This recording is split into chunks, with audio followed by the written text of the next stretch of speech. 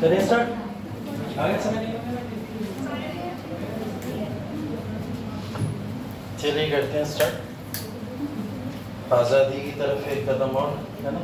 1940 और 1940 का जो आज हम लोग को अगस्त प्रपोजल या फिर अगस्त ऑफर पढ़ना है, जिसको अगस्त प्रस्ताव के नाम से भी जानते हैं, है ना। इसके बारे में पढ़ना है और ये आया क्यों, इसके बैकग्राउंड के बारे में भी थोड़ा सा पढ़ना है कि क्या पृष्ठभूमि थी, किस वजह से ये आंदोलन के तौर पर भारत के अंदर एक प्रस्ताव पास हुआ है, उसके बारे में हमें डिस्कस करना है। तो देखिए, अगस्त ऑफर 1940 का, इस समय में वायसराय आप लोग को अच्छे से पता है कौन थे, लॉर्ड लिलिथगो, ठीक है। उनके समय काल की हम लोग ने बहुत महत्वपूर्ण घटनाएं भी देखी, जिसमें इलेक्शंस वगैरह भी थे और वो भी उसके पार्ट हुआ करते थे, ये सब चीजें भी हम लोग ने देखी, ठीक है। अभी फिलहाल अगस्त ऑफर के बारे में पर्टिकुलर डिस्कशन करना है और भारत में 1940 में अगस्त ऑफर क्यों आया, इसके बारे में पहले से थोड़ी सी पृष्ठभूमि जान लेते हैं। उसके बाद में चर्चा करेंगे कि अगस्त ऑफर के मायने या महत्व क्या था और अगस्त ऑफर का सफल होना या विफल होना ये भारत में कितना उपयोगी रहा और क्या इसका रिजल्ट रहा, इसके बाद में भारत में किस तरीके के परिवर्तन है, ठीक है। तो आज के 3 टॉपिक हैं आपके, एक अगस्त प्रपोजल या अगस्त ऑफर के तौर पर पढ़ेंगे, दूसरा हम लोग क्रिप्स मिशन पढ़ेंगे, ठीक है, क्रिप्स प्रस्ताव जिसको बोलते हैं, और तीसरा भारत छोड़ो आंदोलन, ठीक है। और भारत छोड़ो आंदोलन भारत का अंतिम आंदोलन है आजादी से पहले का, उसके बाद में कोई आंदोलन नहीं है किसी भी तरीके का, वो लास्ट आंदोलन है। मतलब बोला जाता है कि ब्रिटिशर्स की ताबूत पे आखिरी कील ठोकी गई थी, वो ये है ना। तो इसके बाद में कोई आंदोलन नहीं हुआ, कुछ नहीं हुआ, क्योंकि यही आंदोलन काफी था भारत को आजादी दिलाने के लिए, ठीक है। तो उस आंदोलन की भी चर्चा करेंगे और इसी में बीच बीच में बात होती रहेगी सुभाष चंद्र बोस के भी जो आंदोलन भारत के बाहर चल रहे हैं उसकी भी थोड़ी बहुत चर्चा हम लोग करते रहेंगे, ठीक है। फिलहाल अगस्त प्रस्ताव, अगस्त प्रस्ताव से ये बात तो पता चल रही है कि अगस्त 1940 में ये आया होगा और इसका मतलब क्या था इस समय आने का, कुछ विशेषताएं इसके बारे में बता देता हूँ। जैसे 1939 में कल हम लोग जहाँ पे अपना क्लास कंक्लूड किए थे वो ये था कि इलेक्शंस भारत में हो चुके, है ना, और इलेक्शंस का रिजल्ट भी आ चुका, कांग्रेस अपना हर जगह बहुमत भी ले चुकी थी, 2 स्टेट्स को या प्रोविंसेस को छोड़ के, है ना। उसके बाद में उसका रेजिग्नेशन, और रेजिग्नेशन के बाद में हमने देखा कि भारत के अंदर एक डिमांड उठ गई थी पाकिस्तान की, है ना, एक अलग नेशन अलग देश, उसकी डिमांड भी भारत के अंदर उठना शुरू हो गई थी। तो अगस्त प्रस्ताव बेसिकली उस समय की घटना है जिस समय भारत के अंदर ये 2 महत्वपूर्ण घटनाएं हुई, एक इलेक्शंस में कांग्रेस का रिजाइन करना और दूसरी तरफ लाहौर प्रस्ताव का आना जिसने पाकिस्तान की डिमांड शुरू कर दी, ठीक है। और इसके पीछे का तीसरा सबसे बड़ा कारण जो था और सबसे महत्वपूर्ण कारण है वो है वर्ल्ड वॉर सेकंड, है ना। इस समय में दुनिया भर में वर्ल्ड वॉर सेकंड शुरू हो चुका है।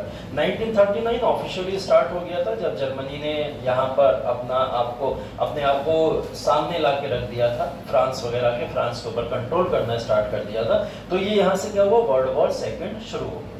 वर्ल्ड वॉर सेकंड में अब जर्मनी के अपोज में या फिर फ्रांस के सहयोग में ब्रिटेन उतर गया और ब्रिटेन ने वहां पे फ्रांस को सपोर्ट करना शुरू कर दिया, फ्रांस को। ये आप लोग पढ़ोगे एलिट पावर, एक्सिस पावर या इस तरीके की सेंट्रल एंडल पावर्स में अलग अलग डिवीजन जब वर्ल्ड हिस्ट्री पढ़ोगे। फिलहाल अभी 1-2 चीजें इंपॉर्टेंट है वो बता दे रहा हूँ। जैसे इंग्लैंड जो विश्व युद्ध में उतरा वो जर्मनी के अगेंस्ट में इसलिए उतरा था क्योंकि वो फ्रांस को बचाना चाहता था, ठीक है, फ्रांस को बचाना चाहता था। वो एक आइडियोलॉजिकल डिफरेंस है क्योंकि अगर जर्मनी वहां पे जीतता तो नाजीवाद का उदय पूरी दुनिया में हो जाता और नाजीवाद को रोकने का एक तरीका था कि इंग्लैंड आगे बढ़े और आगे बढ़ के इसको रोकने की कोशिश करे, है ना। अनफॉर्चुनेटली क्या हुआ, अमेरिका भी इस वॉर के अंदर कूद गया। अमेरिका को कुदाने वाला जापान था, ठीक है, जापान ने उधर से हमला किया, अमेरिका के ऊपर हमला हुआ और अमेरिका ने क्या करा, यहाँ इंग्लैंड को सपोर्ट दे दिया। अब इंग्लैंड, अमेरिका या फ्रांस ये शक्तियां एक तरफ है और दूसरी तरफ कौन सी शक्ति, जैसे जर्मनी, ठीक है, सबसे इंपॉर्टेंट शक्तियों में यहाँ पे जर्मनी का नाम आया करता था। अब जर्मनी यहाँ पे जब यहाँ पे इस तरीके से लड़ रही, जर्मनी या इटली का भी नाम आज के इसमें सुनोगे क्योंकि मसोलिनी वगैरह भी पॉपुलर यहीं से हुए, है ना।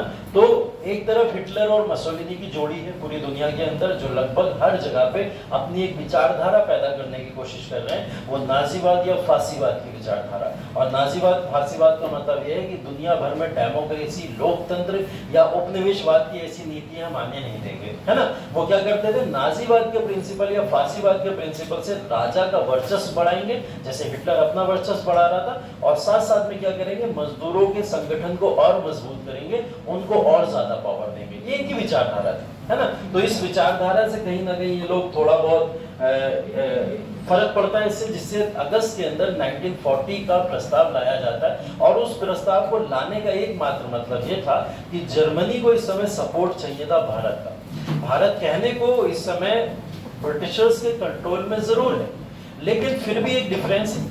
और वो डिफरेंस क्या है? वो डिफरेंस ये है कि भारत अपनी आजादी की डिमांड करने लगा है। और भारत जब अपनी आजादी की डिमांड कर रहा है तो ऑब्वियस सी बात है, भारत अब अंग्रेजों की बात तो नहीं मानेगा। तो अंग्रेजों की बात मानने के लिए यहाँ पर अंग्रेजों को क्या करना पड़ेगा? कोई ना कोई प्रस्ताव इनको देना पड़ेगा, जिस वजह से अगस्त प्रस्ताव आया। अगस्त प्रस्ताव का देखिए सिंपल लॉजिक है, भारतीयों की द्वितीय विश्व युद्ध में भागीदारी चाहना, ये इनका ऑब्जेक्टिव था, जिस वजह से इन्होंने यहाँ पे अगस्त प्रस्ताव ले गया। और वो भागीदारी क्यों चाहते थे? क्योंकि फ्रांस जो है उसको जो किसने छीन लिया था? जर्मनी ने छीन लिया था। उस फ्रांस को वापस छीनना था इन्हें, और उसके लिए चाहिए थी बहुत विशाल आर्मी। और आर्मी कहां से लेंगे? भारत से उठाएंगे। तो भारत की आर्मी की इनको नीड थी, जिसकी वजह से इन्होंने क्या करा? भारत के सैनिकों को बिना किसी परमिशन के, बिना कांग्रेस को बताए सारी भर्ती करना शुरू कर दी। और भारतीयों की भर्ती करके ये अपनी सेना में ले जाते थे और उनको वहां पे युद्ध में मरवा दिया करते थे। जो भी सीन होते थे, जिस तरीके भी होते थे, जैसे आपने कुछ आज के समय में भी ऐसे एग्जाम्पल देखे होंगे कि जैसे रशिया यूक्रेन का वॉर हुआ, उसके अंदर कुछ भारतीय सैनिक के तौर पर यूक्रेन की आर्मी में भी शामिल हुए जाके, कुछ रशिया की आर्मी में भी शामिल हुए जाके, और कई सारे लोगों के बारे में पता चला हमें कि वो उसमें मारे गए, है ना। लेकिन ये संख्या वर्ल्ड वॉर में बहुत ज्यादा है। यहाँ तो आप सैकड़ों में भी नहीं देख रहे हो जो हत्याएं हो रही हैं, वहां वो संख्या लाखों तक में पहुंच जाती थी सिर्फ भारतीयों की हत्याओं, है ना। तो इससे कांग्रेस परेशान थी। प्रथम विश्व युद्ध में वो देख चुकी थी। सेकंड विश्व युद्ध ने उसने मना कर दिया कि हम भारतीयों का सहयोग नहीं मिलेगा आपको वर्ल्ड वॉर में, क्योंकि किसी भी तरीके का कोई समर्थन देने का मतलब है हम अंग्रेजों के साथ इस बात का एग्रीमेंट करते हैं कि आप हमारे ऊपर रूल करते रहो, है ना। तो उन्होंने बोला कि हम आपको किसी भी तरीके का कोई समर्थन नहीं देंगे। ये कहते हुए कांग्रेस ने अपने आप को पीछे कर लिया। अब इसके पीछे इन्होंने क्या करा? अगस्त प्रस्ताव दिया। अगस्त प्रस्ताव में एक बात बोली कि हम आपको क्या करेंगे, अभी का अभी, तुरंत का तुरंत एक ऑफर देते हैं, और वो ऑफर ये है कि भारत में संवैधानिक विकास करना शुरू कर दिया जाएगा। ठीक है, संवैधानिक विकास मतलब जो संविधान की बात आप लोग कर रहे हो, उस संविधान के विकास की हम लोग बात करना शुरू कर देंगे जैसे ही विश्व युद्ध समाप्त होगा, है ना। अब विश्व समाप्त होने की कोई सीमा, डेट कुछ होता तो नहीं है ना, लेकिन एक बात बता देगी कि जैसे ही विश्व युद्ध समाप्त होगा हम आपको क्या करेंगे, संविधान के विकास के लिए एक मीटिंग करेंगे, और उसमें सभी भारतीयों की नियुक्ति करके भारतीयों को ये परमिशन दे दी जाएगी, या उनके हाथ में ये राइट दे दिया जाएगा कि वो भारत का संविधान खुद बनाए, है ना। ये बात हो गई निर्धारित। दूसरी चीज इन्होंने बोला अभी के अभी हम भारत को एक और अभी इजाजत दे देते हैं, और वो इजाजत ये है कि भारत जो डोमिनियन स्टेटस है उसका दर्जा प्राप्त कर लेगा अगर आपने हमारी बात अभी मान ली। डोमिनियन स्टेटस वही जिसको आप लोग समझते हो, राजा रानी का भी रूल रहेगा, और भारत को संविधान बना के पॉलिटिकल अधिकार भी मिल जाएंगे। इस तरीके के कुछ अधिकारों की बात हो रही है। तो ये अगस्त प्रस्ताव आया, लेकिन अगस्त प्रस्ताव को इस समय में भारतीय अगर स्वीकार कर लेते तो क्या होता है? इससे भारतीय ब्रिटिशर्स को वर्ल्ड वॉर में सपोर्ट दे रहे हैं, और सपोर्ट देने का मतलब क्या है? भारतीय ब्रिटिशर्स से इस समय आजादी की मांग नहीं कर रहे हैं, है ना। तो इस वजह से कांग्रेस ने अपने आप को अगस्त प्रस्ताव से अलग रखा और उन्होंने इसको ठुकरा दिया। उन्होंने बोला हम अगस्त प्रस्ताव के ना तो समर्थन में और ना हमें अगस्त प्रस्ताव जैसी कोई भी चीज चाहिए। ठीक है, कांग्रेस ने तो ठुकराया, साथ में मुस्लिम लीग ने भी इसको ठुकरा दिया। मुस्लिम लीग क्यों ठुकरा देंगे अगस्त प्रस्ताव को? उसका कारण यह है कि इस पूरे के पूरे प्रस्ताव के अंदर किसी भी तरीके के पाकिस्तान को बनाने की बात हुई नहीं। जब पाकिस्तान को बनाने की बात नहीं हुई है तो फिर कहां से, किस तरीके से मुस्लिम लीग इस पे एग्री होगी? तो मुस्लिम लीग ने अपने आप को ये कहते हुए अलग कर लिया कि अगर आप हमारे पाकिस्तान शब्द को यहाँ पे यूज कर लेते कि अगस्त प्रस्ताव में आप हमें अलग से एक नेशन दोगे, पाकिस्तान दोगे, तो शायद हम आपकी बात मान लेते। तो मुस्लिम लीग भी यहाँ से अलग हो गई। अभी भी ब्रिटेन इस पक्ष में नहीं था कि मुस्लिमों को अलग से एक नेशन दे, ब्रिटेन अभी पक्ष में नहीं। तो इन्होंने क्या करा, इस बात को कहते हुए मुस्लिम लीग ने भी अपना समर्थन ले लिया वापस, और कांग्रेस भी इससे दूर हट गई। अब अगस्त प्रस्ताव से क्या हुआ भारत के अंदर, जब इन चीजों के ऊपर चर्चा होना शुरू हुई, ये अगस्त प्रस्ताव तो वापस हो गया, गांधी जी ने भी इसका विरोध किया पूरी तरीके से, और इस समय इसी का एक रिजल्ट ये हुआ कि कांग्रेस के ऊपर बैन लगा दिया गया। ठीक है, मैंने बताया भी था आपको शुरू में 1940 में कांग्रेस पे बैन लगा दिया गया था, और 1940 से 45 तक कांग्रेस को एक इलीगल पार्टी या फिर जो कानूनन तौर पर ऑफिशियल पार्टी नहीं है ये घोषित करके उसको अलग कर दिया गया। मतलब कांग्रेस की किसी भी चीज को भारत के अंदर अब मान्यता नहीं मिलेगी। ये बात 1940 में इसी की गुस्सा में बोला गया, ठीक है। अगस्त प्रस्ताव तो वापस हो गया, लेकिन अगस्त प्रस्ताव के बाद में भी भारतीयों की जबरन भर्ती अभी भी जारी रही, जिसको लेके भारत के अंदर अभी भी लगातार छिटपुट हिंसाएं देखने को मिलती थी। आंदोलन लगातार चल ही रहे थे थोड़े बहुत, जो विश्व युद्ध के अगेंस्ट में भारतीयों की जो दिशा होती या दशा होती चली जा रही थी, उसके अगेंस्ट में भारतीय आंदोलन अभी कर रहे है ना। अब इसका क्या हुआ, अंग्रेजों ने फिर एक उपाय सोचा। अंग्रेजों ने सोचा कि अगर अगस्त ऑफर एक्सेप्ट नहीं हुआ तो कुछ ना कुछ सुधार करके एक और प्रपोजल इनके सामने रखा जाए, है ना, जिससे हो सकता है ये हमारी बात को मान ले। इन्होंने क्या करा, उसके बाद में अगस्त प्रस्ताव को वापस लेते हुए एक नया प्रपोजल भारतीयों के सामने रखा, जो 1942 में आया, जिसको क्रिप्स मिशन के नाम से जानते हैं, ठीक है। क्या बोलते हैं, क्रिप्स मिशन। स्टैफोर्ड क्रिप्स की अध्यक्षता के अंदर और एटली की परमिशन के बाद में, या एटली ने इसको वहां पे ब्रिटेन के अंदर बनाया था, जिसको स्टैफोर्ड क्रिप्स भारत के अंदर लेके आए, और क्रिप्स ने इस मिशन के अंतर्गत फिर से भारतीयों से कुछ वादे किए, ठीक है। उन वादों में अभी भी जो वादे थे भारतीयों के फेवर में नहीं थे। अभी भी बोला गया कि हम आपको डोमिनियन स्टेटस दे देंगे, और डोमिनियन स्टेटस में अब हम विश्व युद्ध का भी इंतजार नहीं करेंगे, आप जब मांगोगे हम आपको डोमिनियन स्टेटस दे देंगे, ठीक है। क्रिप्स मिशन में एक बड़ा बदलाव क्या हुआ, डोमिनियन स्टेटस आपको जब चाहिए हम आपको देने को तैयार है, हमें उससे समस्या नहीं। तो क्रिप्स मिशन में डोमिनियन स्टेटस तुरंत देने की बात हो रही।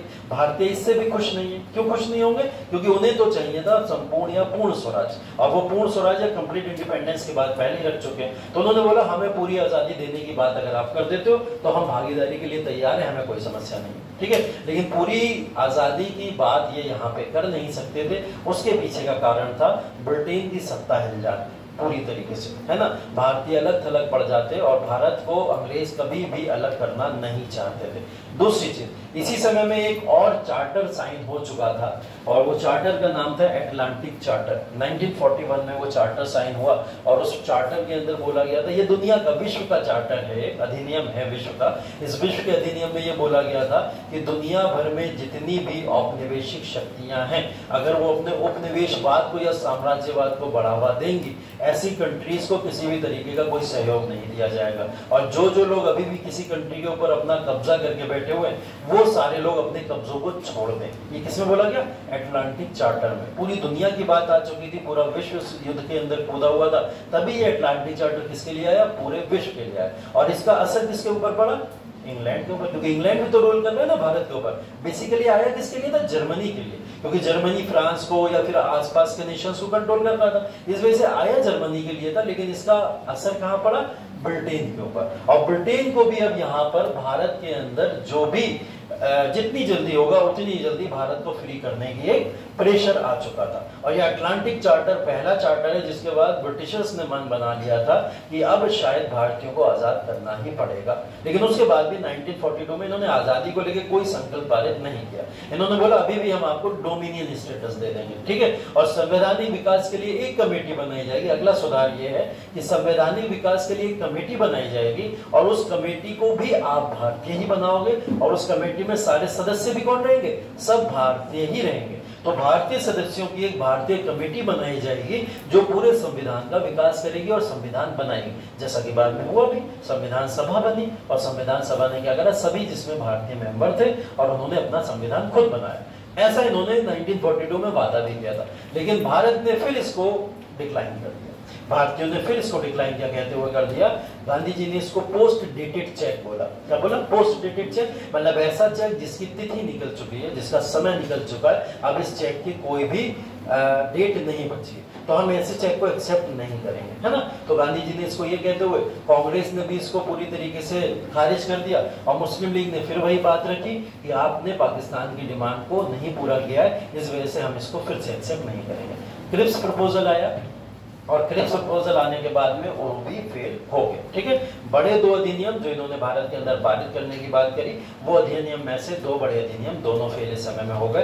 विश्व युद्ध में जो भारत का समर्थन लगातार अंग्रेजों को चाहिए था, वो नहीं मिल पा रहा है किसी भी तरीके से, ठीक है। और क्रिप्स प्रपोजल को डिक्लाइन करते हुए कांग्रेस ने या भारतीय राष्ट्रवादियों ने भारत के अंदर एक नए आंदोलन की नींव रखी, जिसको हम लोग क्या बोलते हैं, भारत छोड़ो आंदोलन। क्रिप्स मिशन को विफल करते हुए या उसको रिजेक्ट करते हुए भारतीयों ने क्या बोला, अब हम एक आंदोलन चलाएंगे और वो आंदोलन होगा भारत छोड़ो आंदोलन। मतलब सभी अंग्रेजों को भारत छोड़ना पड़ेगा और यहाँ पे अब रूल कौन करेगा, सिर्फ भारतीय करेंगे। तो भारत छोड़ो आंदोलन के तौर पर भारत के अंदर एक बड़ा आंदोलन चला जिसमें लगभग सभी नेताओं को गिरफ्तार कर लिया गया जो भी लीडर्स थे। अभी तक हम लोग यही सब बात करते हैं, सभी आंदोलन में, हर आंदोलन में कुछ नेता होते हैं, है ना, उन नेताओं से ही वो आंदोलन चलता है। अगर वो नेता नहीं होंगे तो वो आंदोलन कैसे चलेगा, है ना। हुआ क्या है यहाँ पे कि उन आंदोलन के नेताओं ने अपने आप की गिरफ्तारी दे दी, सारे आंदोलन के नेता गिरफ्तार हो गए। उसके बाद में भी 1942 का भारत छोड़ो आंदोलन चलता है ना। मतलब ये आंदोलन ऐसा नहीं था कि लीडर्स के द्वारा चलाया जा रहा है, ये आंदोलन ऐसा था कि अब जनता इसको स्वयं चला रही है। और इसके पीछे गांधी की विचारधारा थी, गांधी ने पहले ही बोल दिया था कि सब अरेस्ट होने वाले हैं, तो जनता को इस आंदोलन को आगे कैसे बढ़ाना उसका एक तरीका वो भारत में लेके गए, है ना।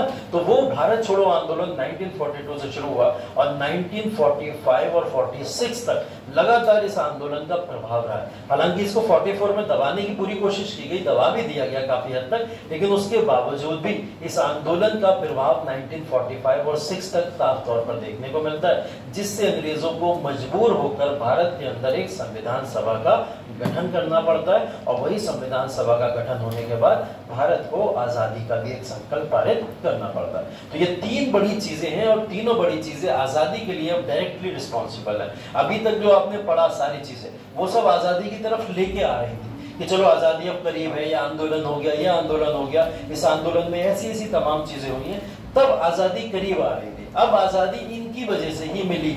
अगर ये तीन 1940 के हम लोग बड़े बड़े चीजों को पढ़े तो इनकी वजह से ये साफ तौर पर पता चल जाता है कि भारत की आजादी अगर मिली तो इनसे डायरेक्टली मिल गई। 1940 का अगस्त प्रस्ताव, 1942 का क्रिप्स प्रपोजल और 1942 का भारत छोड़ो आंदोलन, ये तीनों अब डिटेल में पढ़ते हैं। ये सिर्फ और सिर्फ आपको मैंने एक वो दिया है कि जिसके थ्रू आप लोग के दिमाग में ये सेट हो जाए, ये तीन चीजें अब हमें आजादी की तरफ लेके जा रही है जिनके बारे में पढ़ना है। छोटी मोटी चीजें आती रहेंगी बीच बीच में, जैसे आईएनए के बारे में पढ़ेंगे कभी कभी, आजाद हिंद फौज, वहां पे उसके बारे में थोड़ा बहुत पढ़ लेंगे, या फिर यहाँ पे आप पढ़ लोगे सीए राजगोपालाचारी के फॉर्मूले कुछ आ जाएंगे एक आध, उनके बारे में पढ़ लेंगे, या फिर मुस्लिम लीग की डायरेक्ट जो एक्शन डे था उसके बारे में कि इन्होंने पाकिस्तान की डायरेक्ट डिमांड को कब स्टार्ट कर दिया और उसके लिए भारत भर में दंगे कराना शुरू कर दिए। ऐसी कुछ चीजें बीच बीच में आती रहेंगी जिसकी वजह से भी आजादी कहीं ना कहीं मिली, लेकिन ये बड़ी चीजें हैं जिस दौरान भारत को आजादी मिली। ठीक है, तो अगस्त प्रस्ताव या फिर ये जितनी भी चीजें क्रिप्स मिशन या भारत छोड़ो आंदोलन है, ये सब मेंस का पार्ट है, ये सिर्फ प्रीलिम्स का नहीं, ये किसका पार्ट है, मेंस का पार्ट है। तो इसको बहुत डिटेल में पढ़ना रहता है, इसकी पृष्ठभूमि से लेकर कंक्लूजन तक हमको एक एक पॉइंट के साथ में जाना पड़ेगा। ठीक है, तो इस वजह से इसके बारे में आप लोग समझना भी शुरू कर दीजिए और इसके बारे में अब जो पॉइंट ठीक लगेंगे उनको लिखना भी हम लोग शुरू कर देंगे। जैसे 1940 के अंदर जब अगस्त प्रस्ताव आया, फिर से इसको शुरू करते हैं, तो इसका मेन कारण किसको बताया गया, द्वितीय विश्व युद्ध को। ठीक है, द्वितीय विश्व युद्ध इसका मेन कारण था जिसकी वजह से भारत के अंदर अगस्त प्रस्ताव आया। ठीक है, अगस्त प्रस्ताव ये प्रथम नहीं है, द्वितीय होगा, इसको देख लेना, बाद में नोट्स मिले तो सही कर लेना। द्वितीय विश्व युद्ध में जब लॉर्ड लिटिगो ने भारत की सहमति को जुटाने की कोशिश करी थी, युद्ध में पार्टिसिपेशन चाहा था, तो भारत को एक लालच देना चाहते थे वो। ठीक है, और वो लालच के तौर पर उन्होंने एक प्रस्ताव भारतीयों के सामने रखा। ठीक है, इससे आहत होकर भारतीयों ने ब्रिटिशर्स को मदद करने से मना कर दिया साफ तौर पर, क्योंकि वो पहले विश्व युद्ध में ये सब देख चुके हैं। उनको पता है कि पहले विश्व युद्ध में भी तो आपने हमारा पार्टिसिपेशन लिया था, तब क्या किया, तब भारतीयों की सिर्फ और सिर्फ हत्याएं हुई हैं, वहां पर उनका नुकसान हुआ है, उनको किसी तरीके का कोई मुआवजा भी नहीं दिया गया और सारे के सारे भारतीयों के ऊपर एक इकोनॉमिक प्रेशर और आ गया है ना। तो अब हम सेकंड विश्व युद्ध के अंदर आपकी किसी भी तरीके की कोई नीति के ऊपर कोई सहयोग नहीं करेंगे। ठीक, तीसरा कारण, ये चाहते क्यों थे भारतीयों का समर्थन, क्योंकि इनको बड़ी सेना चाहिए थी। और बड़ी सेना क्यों चाहिए थी, क्योंकि फ्रांस जो इनका फ्रांस के ऊपर जो कब्जा हुआ था जर्मनी का, उस फ्रांस को ये लोग छुड़ाना चाहते थे। किससे, जर्मनी से। इस वजह से इन्हें भारतीय की सेना चाहिए थी, जिससे ये भारत की सेना को यहाँ पे यूज कर सके फ्रांस को छुड़ाने के लिए। तो ये अपने आप को पावरफुल मान दिखाने के लिए इन सब चीजों को कहा करते थे।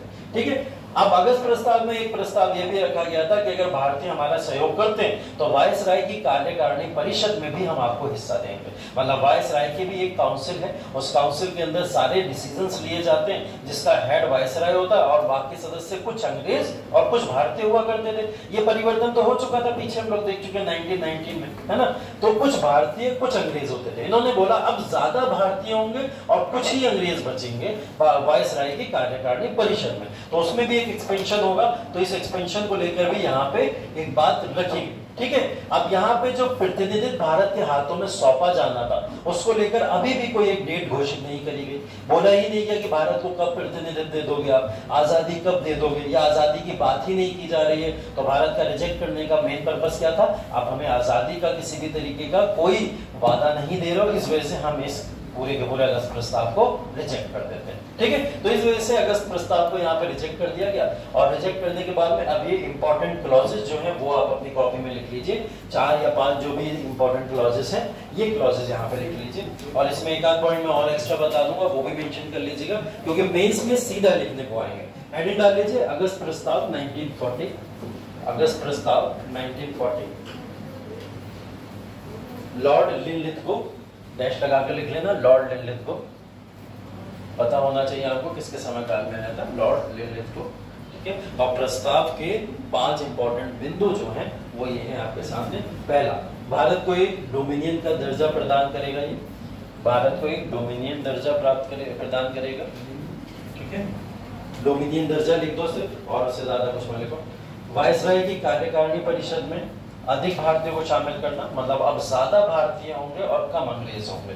वायसराय की कार्यकारिणी परिषद। ठीक है,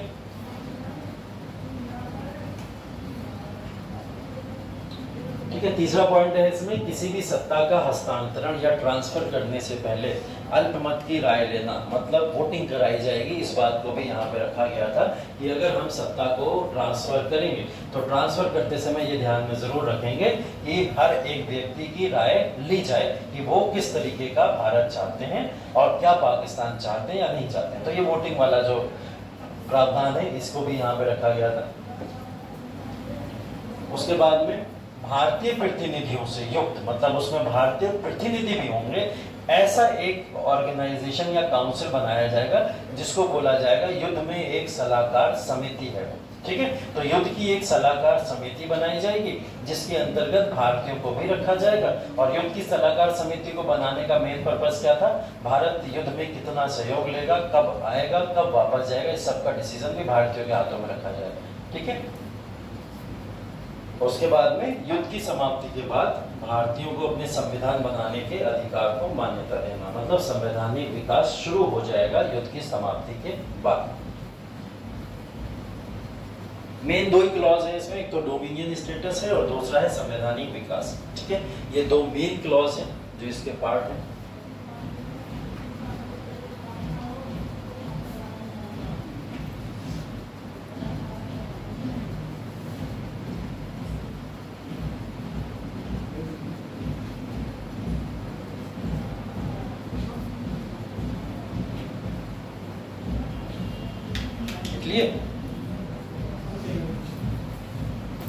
पूरे पॉइंट मत लिखो, मतलब मेन क्रक्स लिख लो उसका बस।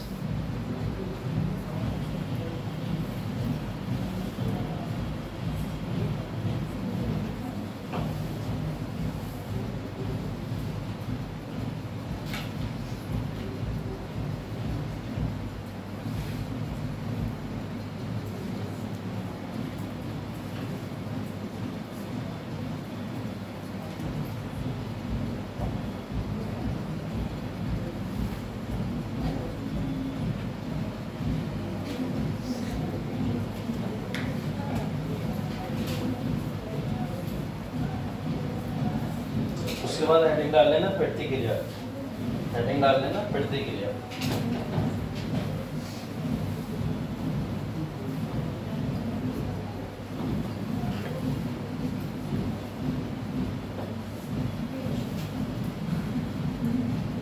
प्रतिक्रिया में पहला पॉइंट लिख देना, कांग्रेस ने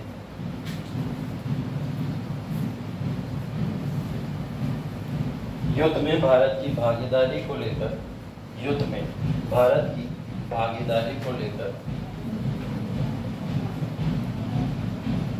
अगस्त प्रस्ताव को निरस्त कर, अगस्त प्रस्ताव को निरस्त कर।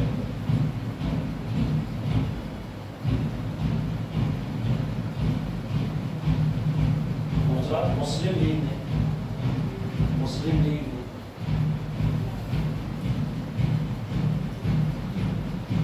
एक अलग राष्ट्र अलग राष्ट्र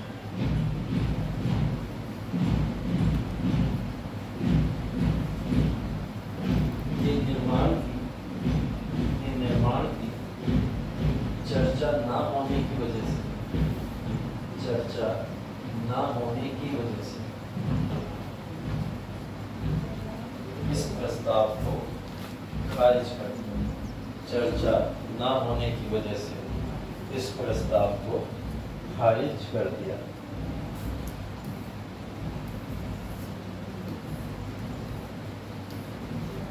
गांधी जी ने, तीसरा, गांधी जी ने इस प्रस्ताव को खारिज करते हुए, गांधी जी ने इस प्रस्ताव को खारिज करते हुए भारत में व्यक्तिगत सत्याग्रह की, व्यक्तिगत सत्याग्रह की शुरुआत, व्यक्तिगत सत्याग्रह की शुरुआत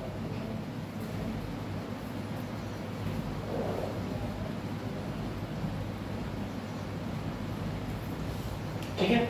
अगस्त प्रस्ताव को रिजेक्ट किया और रिजेक्ट करने के बाद गांधी जी का हमेशा से एक लॉजिक रहा था और वो ये रहता था कि वो जब भी कोई आंदोलन या फिर किसी भी तरीके की कोई बात को या फिर कोई प्रपोजल को रिजेक्ट करते थे तो उस प्रपोजल को रिजेक्ट करने के बाद वो उसके अगेंस्ट में कुछ ना कुछ आंदोलन चला देते थे या कोई प्रतिक्रिया जरूर देते थे। उस प्रतिक्रिया में एक प्रतिक्रिया थी अब इंडिविजुअल सत्याग्रह, जिसको बोला जाता है व्यक्तिगत सत्याग्रह। ठीक है, गांधी जी ने 1940 में व्यक्तिगत सत्याग्रह अनाउंस किया और व्यक्तिगत सत्याग्रह देखिए ये अलग टाइप का एक सत्याग्रह है।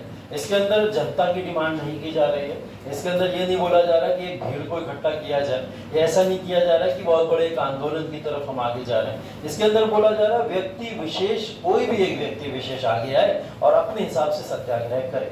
वो ये हो सकता है कि वो अकेले जाकर संसद के सामने बैठ जाए और आंदोलन करे, हड़ताल करे, भूख हड़ताल जो करना करे, अकेला व्यक्ति चला जाए।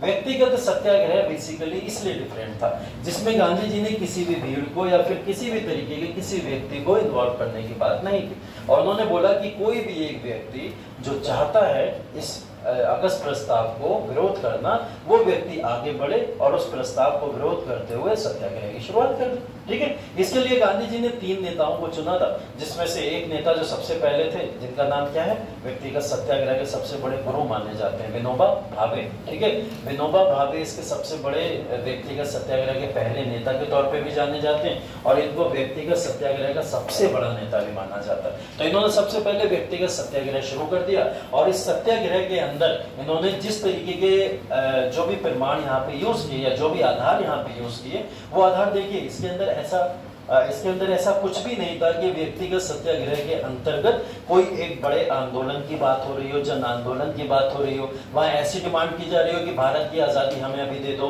या भारत की आजादी की डिमांड की जा रही नहीं। बोले व्यक्तिगत सत्याग्रह में कोई भी एक पर्सन आगे आएगा और वो अहिंसक तौर पर या बिना किसी हिंसा के तौर पर क्या करेगा, सिर्फ और सिर्फ डिमांड करेगा अगस्त प्रस्ताव को वापस लेने की। ठीक है, ये एक तरीका।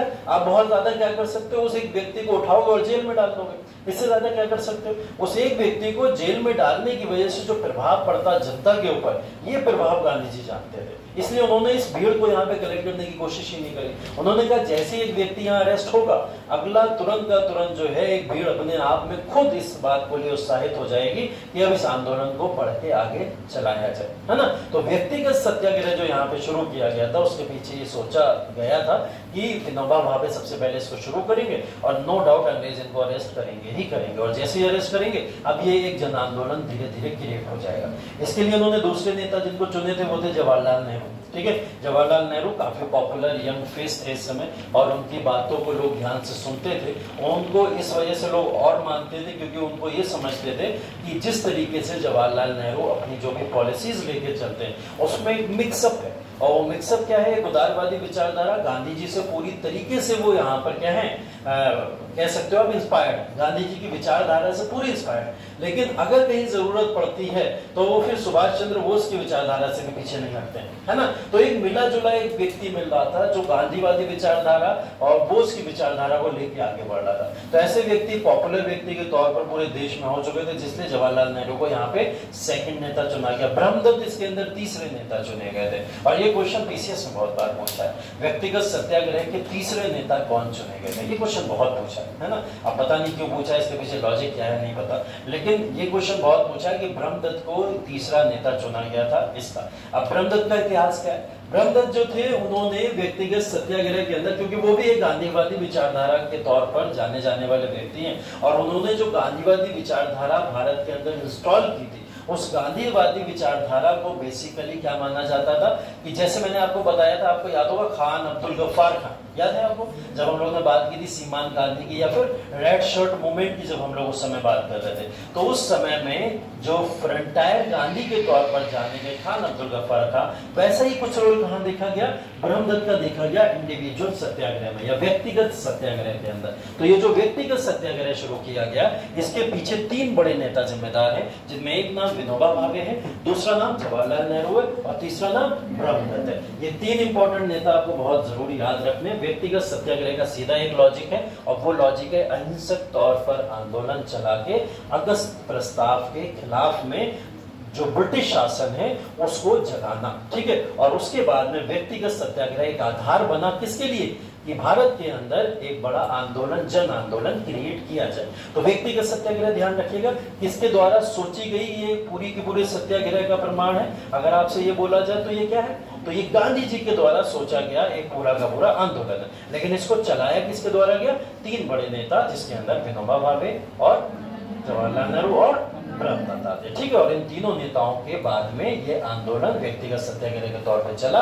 तीनों को अरेस्ट करके जेल में डाल दिया गया, और जेल में डालने के बाद व्यक्तिगत सत्याग्रह तो दब गया, लेकिन क्या इसके बाद में जो जन आंदोलन खड़ा होने वाला था, इसकी वजह से जो जन आंदोलन खड़ा होने वाला था, क्या उसको दबा पाएंगे? नहीं दबा पाएंगे, ठीक है। तो व्यक्तिगत सत्याग्रह के बारे में इस बात को मेंशन कर लीजिएगा कि व्यक्तिगत सत्याग्रह अगस्त प्रस्ताव के अगेंस्ट में एक सत्याग्रह के तौर पर गांधी जी के द्वारा लाया गया था, जिसके 3 प्रमुख नेताओं में ये नाम लिख लीजिएगा। अब ये जरूर लिख लीजिएगा, क्रोनोलॉजी है, पहले विनोबा भावे ही रहेंगे, ये मत करिएगा पहले जवाहरलाल नेहरू लिख दीजिएगा, क्योंकि उसमें नंबर पूछ लेता है कि पहले सत्याग्रही कौन रहे, दूसरे कौन रहे या तीसरे कौन रहे, ठीक है। तो एक क्रोनोलॉजिकल ऑर्डर है, इसमें पहला नाम लिखिएगा विनोबा भावे, दूसरा जवाहरलाल नेहरू और तीसरा ब्रह्मदत्त, ठीक है। ऐसे लिख लीजिए, हेडिंग डाल लीजिए व्यक्तिगत सत्याग्रह, व्यक्तिगत सत्याग्रह और डैश लगा के लिख लीजिएगा अगस्त प्रस्ताव को विफल करने के लिए या उसके खिलाफ, ठीक है। एक अहिंसक आंदोलन, एक अहिंसक आंदोलन, गांधी जी द्वारा इसकी घोषणा, गांधी जी द्वारा इसकी घोषणा, 3 इंपॉर्टेंट लीडर्स, पहले ये, दूसरे ये, तीसरे, ठीक।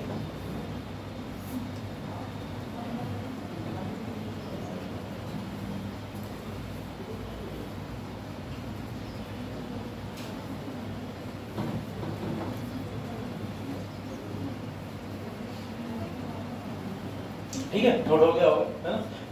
इसके बाद में देखिए व्यक्तिगत सत्याग्रह के बाद में ही भारत के अंदर सबसे पहली बार दिल्ली चलो या फिर दिल्ली चलो के नारे को यहाँ पे लाया गया था, ठीक है।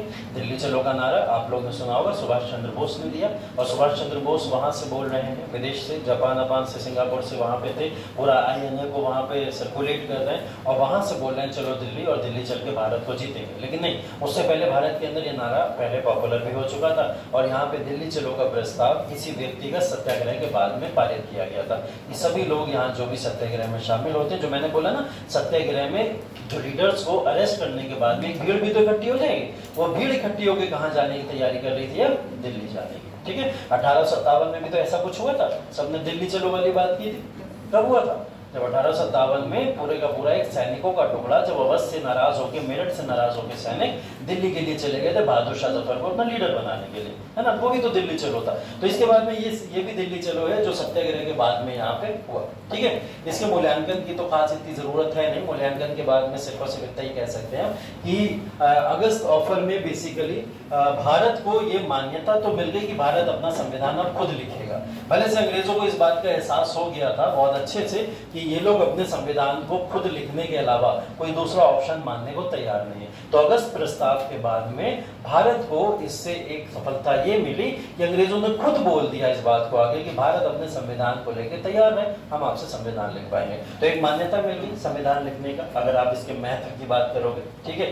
यहाँ पे भारत को डोमिनियन का दर्जा दिया जाएगा, यह भी बात स्पष्ट रूप से अंग्रेजों ने साफ तौर पर कह दी। अभी तक तो हाना हाना चलता रहता था, लेकिन अब एक प्रस्ताव लाकर और एक लॉ लाकर ऑफिशियली अनाउंस कर दिया गया कि भारत को अब एक डोमिनियन स्टेटस का दर्जा दे दिया जाएगा। ठीक है, दूसरा कहीं ना कहीं ये भी एक अच्छा पॉइंट था, लेकिन भारत तो ये चाहता नहीं था। भारत क्या चाहता था? भारत तो पूर्ण स्वराज चाहता था, लेकिन फिर भी डोमिनियन स्टेटस के लिए तो चलो मान गए, डायरेक्टली मान गए ऑफिशियल तौर पर। ठीक, और तीसरा इसका अगर आप मूल्यांकन करोगे या सफलता के तौर पर, भारत जो भारतीय राष्ट्रीय कांग्रेस जो संविधान सभा बनाने की लगातार मांग कर रही थी, उस मांग को भी स्वीकार कर लिया गया, है ना। जैसे कांग्रेस की डिमांड को मानना इस समय बड़ी बात थी अंग्रेजों के लिए, लेकिन यहाँ पे उन्होंने क्या करा, कांग्रेस की डिमांड को मानते हुए संविधान सभा को भी बनाने की बात कर दी गई। एक तो है कि संविधान पर लिखने का अधिकार भारतीयों को मिल जाएगा, लेकिन कैसे बनाएंगे संविधान, उसका कोई तरीका है?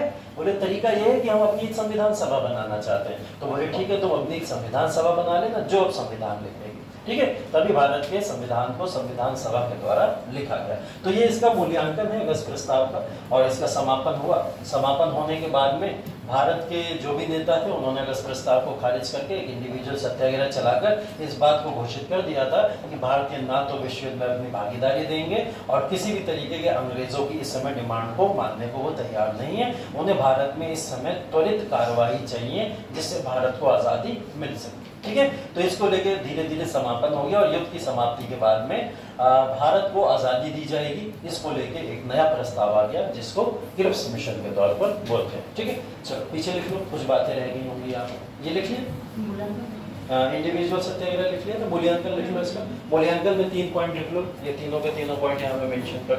मूल्यांकन, एक तो संविधान लिखने का अधिकार भारतीयों को मिल गया। ठीक है, संविधान लिखने का अधिकार भारतीयों को मिल गया। डोमिनियन स्टेटस का दर्जा प्राप्त करने की बात को इन्होंने एक्सेप्ट कर लिया आधिकारिक तौर पर। और तीसरा, संविधान सभा बनाने की मांग भी स्वीकार कर ली कांग्रेस।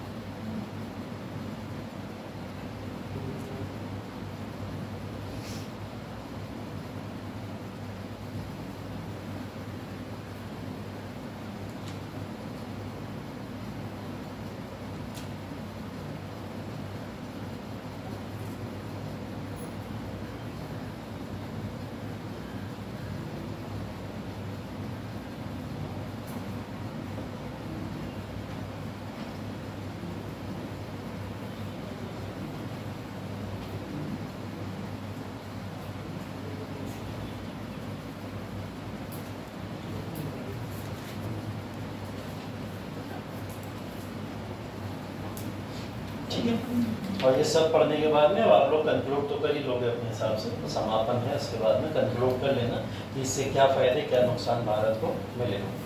ठीक है, क्रिप्स मिशन, इसके प्रस्ताव, विफलता और सदस्य के बारे में थोड़ा सा हम लोग को आकलन करना है, और देख लेंगे क्रिप्स मिशन किस तरीके से भारत के अंदर आए। ठीक है, समयकाल देखिए बहुत महत्वपूर्ण होता है इतिहास के अंदर, और इतिहास में समयकाल जो होता है वो उसके अंतर्गत आपको ये भी देखना बहुत महत्वपूर्ण होता है कि इस समय में इतिहास में कोई दूसरी घटना भी चल रही है क्या इसके पैरेलल या नहीं चल रही है। ये इतिहास की सबसे इम्पोर्टेंट चीज़ है।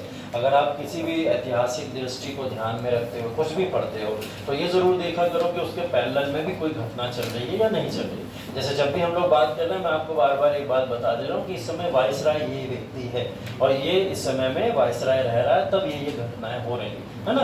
तो ये आपको पता होना चाहिए कि पैरेलल भी कुछ चल रहा है ना। अब पैरेलल यहाँ पे दुनिया में विश्व युद्ध चल रहा है, तो हमें ये बात पता होना चाहिए। तो भारत के अंदर इस समय जितने भी कानून आ रहे हैं, जो भी भारत के अंदर चेंजेस हो रहे हैं, उस सबका डायरेक्ट इम्पैक्ट कहाँ से पड़ रहा है? विश्व युद्ध से पड़ रहा है, या दुनिया के अंदर हो रही घटनाओं से पड़ रहा है। हालांकि भारत डायरेक्टली इन्वॉल्व नहीं है विश्व युद्ध में, उसके बाद में भी उसको वहां की समस्याओं को भारत के अंदर झेलना पड़ रहा है ना। और वहां से अंग्रेज भी परेशान है, क्योंकि अंग्रेजों को इतनी बड़ी एक आर्मी नहीं मिल पा रही है जो विश्व युद्ध में उनका सहयोग कर पाए। तो वो भी लगातार भारतीयों को मनाने के लिए तैयार है कि भारत माने इस बात को और हमें अपनी आर्मी दे दे। ठीक, अब जो मैंने आपको बताया था, एक अटलांटिक चार्टर 1941 में साइन हुआ, और इस अटलांटिक चार्टर में साफ बोला गया था कि जो भी देश इस समय जो नीतियां अपना रहे हैं साम्राज्यवाद की, उन नीतियों को रोका जाए, क्योंकि यहाँ जर्मनी के ऊपर लगाम लगाने की बात हो रही थी। ठीक है। और ऐसा पारित किसने किया था? अमेरिका ने पारित किया था, ठीक है। किसने? अमेरिका ने पारित किया था। अमेरिका में वहां पे इस प्रस्ताव को पारित किया गया और सारी कंट्रीज को बुलाया गया और उसके ऊपर सिग्नेचर करने को बोला गया। तो इंग्लैंड ने खुद इसके ऊपर सिग्नेचर किया था। क्यों इंग्लैंड सिग्नेचर करेगा? क्योंकि उसको अमेरिका की सहायता भी तो चाहिए विश्व युद्ध में, वरना वो सिग्नेचर नहीं करता। क्योंकि वो खुद एक दो देशों को इस समय अपने कंट्रोल में लेके बैठा हुआ है, चाहे अफ्रीका को ले लो आप, चाहे फिर आप इंडिया को ले लो, है ना।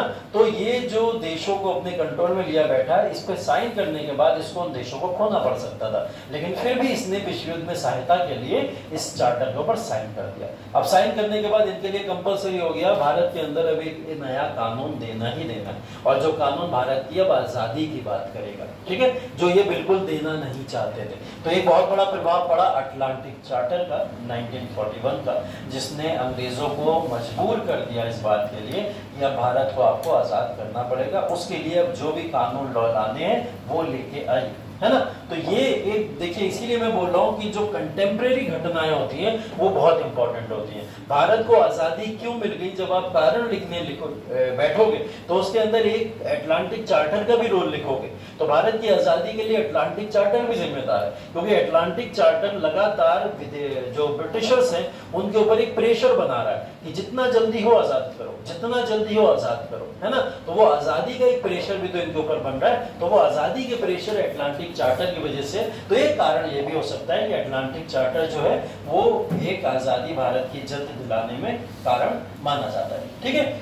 तो देखिए, अब ये जो था पूरा का पूरा जो क्रिप्स मिशन भारत के अंदर आया, इस क्रिप्स मिशन ने भारत के अंदर आकर फिर डोमिनियन स्टेटस की बात की, है ना। अगेन फिर क्या बोला? डोमिनियन स्टेटस दे देंगे, लेकिन इस बार डोमिनियन स्टेटस दे नहीं देंगे, ये तैयार थे बिल्कुल, ले लो जब चाहो डोमिनियन स्टेटस। अब ये बोले थे दे देंगे विश्व युद्ध के बाद में, जब अगस्त प्रस्ताव चल रहा था, लेकिन अब क्या बोले?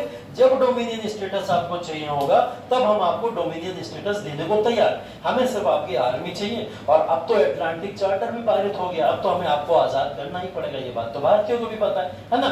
उसके बाद में भी भारतीय इसको क्या करते हैं? रिजेक्ट कर देते हैं, और इसको रिजेक्ट करते हुए भारत के अंदर एक जन आंदोलन खड़ा कर देते हैं, जिसको भारत छोड़ो आंदोलन बोला जाता है, ठीक है। कारण के ऊपर चलते हैं, देखिए कारण क्रिप्स मिशन का ये है। पहली चीज तो अगर इसके अंदर हम लोग देखने की बात करें तो दक्षिण पूर्व एशिया, अगर दक्षिण पूर्व एशिया की बात करोगे तो कौन सा एरिया आ रहा है यहाँ पे? दक्षिण पूर्व एशिया में कौन सा इलाका आता है? दक्षिण पूर्व एशिया का पार्ट बताओ कौन सा?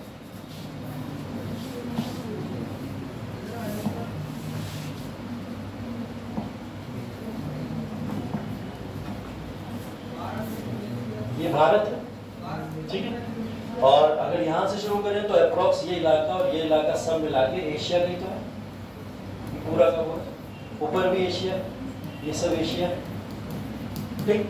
अब इसके अंदर मैं अगर आपसे पूछ रहा हूँ दक्षिण पूर्व एशिया कौन सा है, तो वो कौन सा होगा?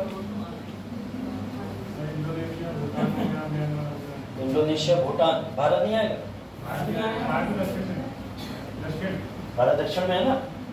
जब भी हम बात करेंगे ये 4 डायरेक्शन होती है ना, नॉर्थ, साउथ, है वेस्ट और ईस्ट, ऐसी तो होती। और दक्षिण पूर्व की बात हो रही है तो इसके और इसके बीच की बात हो रही है, ये वाली बात हो रही है, यहाँ की बात हो रही है। और दक्षिण पूर्व, मैंने बोला एशिया तो यहाँ से शुरू हो जाता है, और दक्षिण पूर्व एशिया की जब बात हो रही है तो आप समझ लो ये वाला डायरेक्शन पूरा का पूरा, जिसके अंदर भारत एक पार्ट था, ठीक है। भारत एक पार्ट था जिसके अंदर म्यांमार वगैरह भी आता था, ठीक है। म्यांमार भी उसका पार्ट होता था, जैसे आपने इंडोनेशिया बोला वो भी उसका पार्ट होता था, श्रीलंका भी उसका पार्ट होता था, ठीक है। तो ये दक्षिण पूर्व एशिया को लेकर यहाँ पर मित्र शक्तियों की पराजय और ब्रिटेन पर दबाव, ठीक है।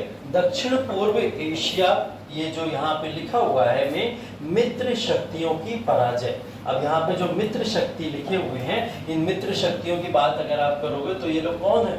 वर्ल्ड वॉर की मित्र शक्तियां, जिन्होंने आपस में एक संगठन बनाया था विश्व युद्ध में अपोजिट पार्टी के लड़ने के लिए, ठीक है। तो दक्षिण पूर्व एशिया में मित्र शक्तियों की पराजय और ब्रिटेन पर दबाव। अब दक्षिण पूर्व एशिया का कोई भी देश इस समय विश्व युद्ध में तो पार्टिसिपेट कर नहीं रहा, लेकिन उसके बाद में भी दक्षिण पूर्व एशिया की पराजय की बात हो रही है यहाँ पे। तो दक्षिण पूर्व एशिया के पराजय की जब बात हो रही है तो आप इस बात को समझिए कि ब्रिटेन की पराजय की बात हो रही है, क्योंकि ब्रिटेन का दबदबा कहाँ था? भारत के अंदर था, और यहाँ इनडायरेक्टली ब्रिटेन के ऊपर एक दबाव की बात हो रही है। है ना। तो कहीं ना कहीं विश्व जब प्रारंभ हुआ था तो यहाँ पे मित्र शक्तियों की पराजय भी दिख रही थी और ब्रिटेन पे लगातार एक दबाव भी क्रिएट होता चला जा रहा था, जिससे ब्रिटेन के लिए अब कंपलसरी हो गया था कि वो किसी भी तरीके की नेशन के ऊपर कंट्रोल करने से बेहतर है अपने नेशन को पहले बचा ले, है ना।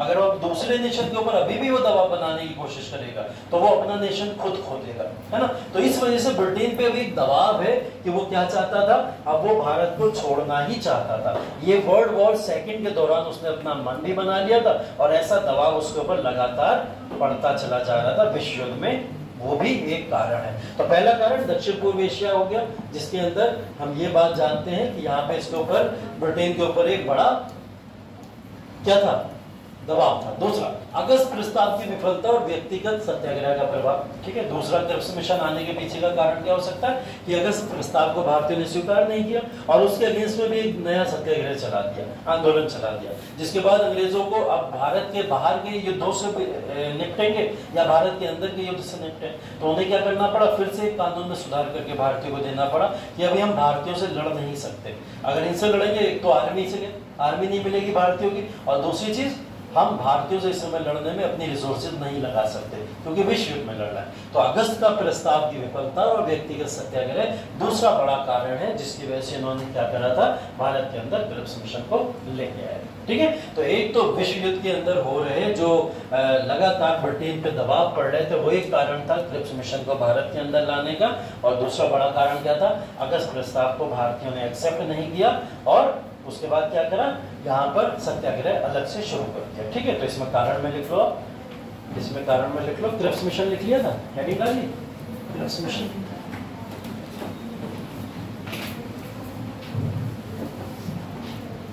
क्रिप्स मिशन 30 मार्च 1942, 30 मार्च 1942।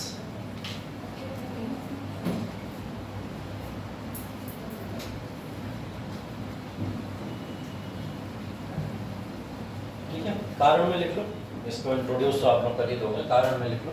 कारण में पहले लिख लो एटलांटिक चार्टर 1941, एटलांटिक चार्टर 1941 लिखा हुआ, एटलांटिक चार्टर 1941।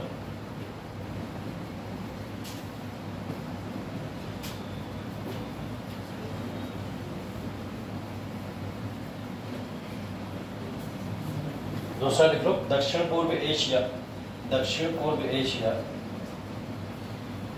एवं मित्र राष्ट्रों का, एवं मित्र राष्ट्रों का ब्रिटिश पर दबाव, ब्रिटिश पर दबाव, ब्रिटिश पर दबाव। तीसरा लिख लो इसमें अगस्त प्रस्ताव की विफलता, अगस्त प्रस्ताव की विफलता। चौथा लिख लो व्यक्तिगत सत्याग्रह का आरंभ होना, व्यक्तिगत सत्याग्रह का आरंभ होना।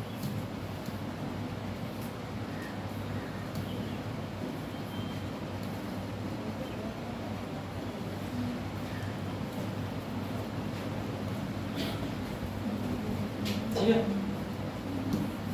अब इसमें लिख लीजिए प्रस्ताव क्या क्या आए थे, उन प्रस्तावों के ऊपर भी चर्चा कर लेते हैं। इंपॉर्टेंट जो जो इसके अंदर पॉइंट्स थे जो ये लेके आए थे क्रिप्स मिशन को, उस प्रस्तावों की बात कर ले। पहली चीज तो स्टैफोर्ड क्रिप्स इसको लेके आए थे, अध्यक्ष थे, लेकिन इसको किसकी अध्यक्षता में पारित किया गया था, वो थे एटली। ठीक है, ये भी ध्यान रखिएगा, लंदन में एटली ने इसको पारित किया था अपनी अध्यक्षता में, जिसको स्टैफोर्ड क्रिप्स भारत लेके आए। ठीक है, इस बात को ध्यान रखिएगा। उसके बाद में यहाँ पर ये जो पहला रीजन है वही डोमिनियन स्थिति भारत को दी जाएगी। पहला क्या है इसके अंदर क्लॉज कि भारत को डोमिनियन स्थिति दी जाएगी। दूसरा क्लॉज क्या है, संविधान सभा, भारत के लिए एक संविधान सभा बनेगी। अभी तक संविधान सभा बनेगी इस बात की चर्चा नहीं हुई थी, संविधान को बनाने की बात हो रही थी, लेकिन संविधान भारतीय बनाएंगे, कैसे बनाएंगे, किस तरीके से बनाएंगे, उसके लिए अब घोषणा कर दी गई कि क्या बनेगी, एक संविधान सभा बनेगी जो संविधान सभा संविधान को बनाएगी। एक देखिए बहुत इंपॉर्टेंट पॉइंट इसके अंदर आया, प्रांतों के लिए अलग होने का अधिकार। ठीक है, इसने बोला भारत एक अभी संगठित समूह जिसके अंदर 11 प्रोविंसेस थे अलग अलग, जिसकी बात हम लोग ने पहले की थी। अब उन सारे के सारे प्रांतों में से उन प्रांतों को अधिकार होगा जो अपने आप को अलग करना चाहते हैं भारत से, ऐसे प्रांतों का अधिकार होगा। इसमें किसकी बात मानी जा रही है, मुस्लिम लीग। मुस्लिम लीग की बात तो है ये कि हमें एक अलग से नेशन दे दो, हमें एक अलग से पाकिस्तान की डिमांड जो कर रहे थे ये लोग, हमें अलग पाकिस्तान बनाना। तो इन्होंने डायरेक्टली तो नहीं बोला, इनडायरेक्टली बोल दिया कि जो प्रांत अलग होने चाहते हैं उनको हम अधिकार दे देंगे वो अलग हो सके। और इसी ने भारत में एक बहुत बड़ा डिस्प्यूट खड़ा किया था।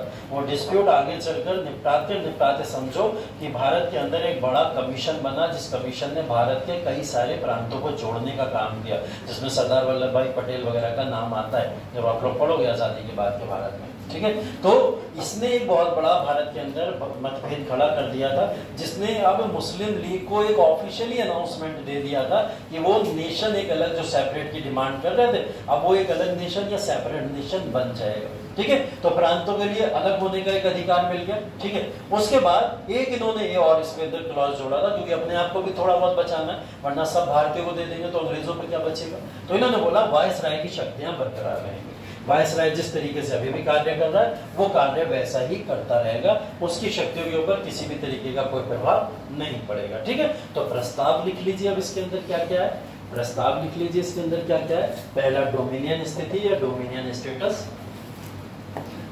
डोमिनियन स्थिति या डोमिनियन स्टेटस। दूसरा संविधान सभा का निर्माण, दूसरा संविधान सभा का निर्माण।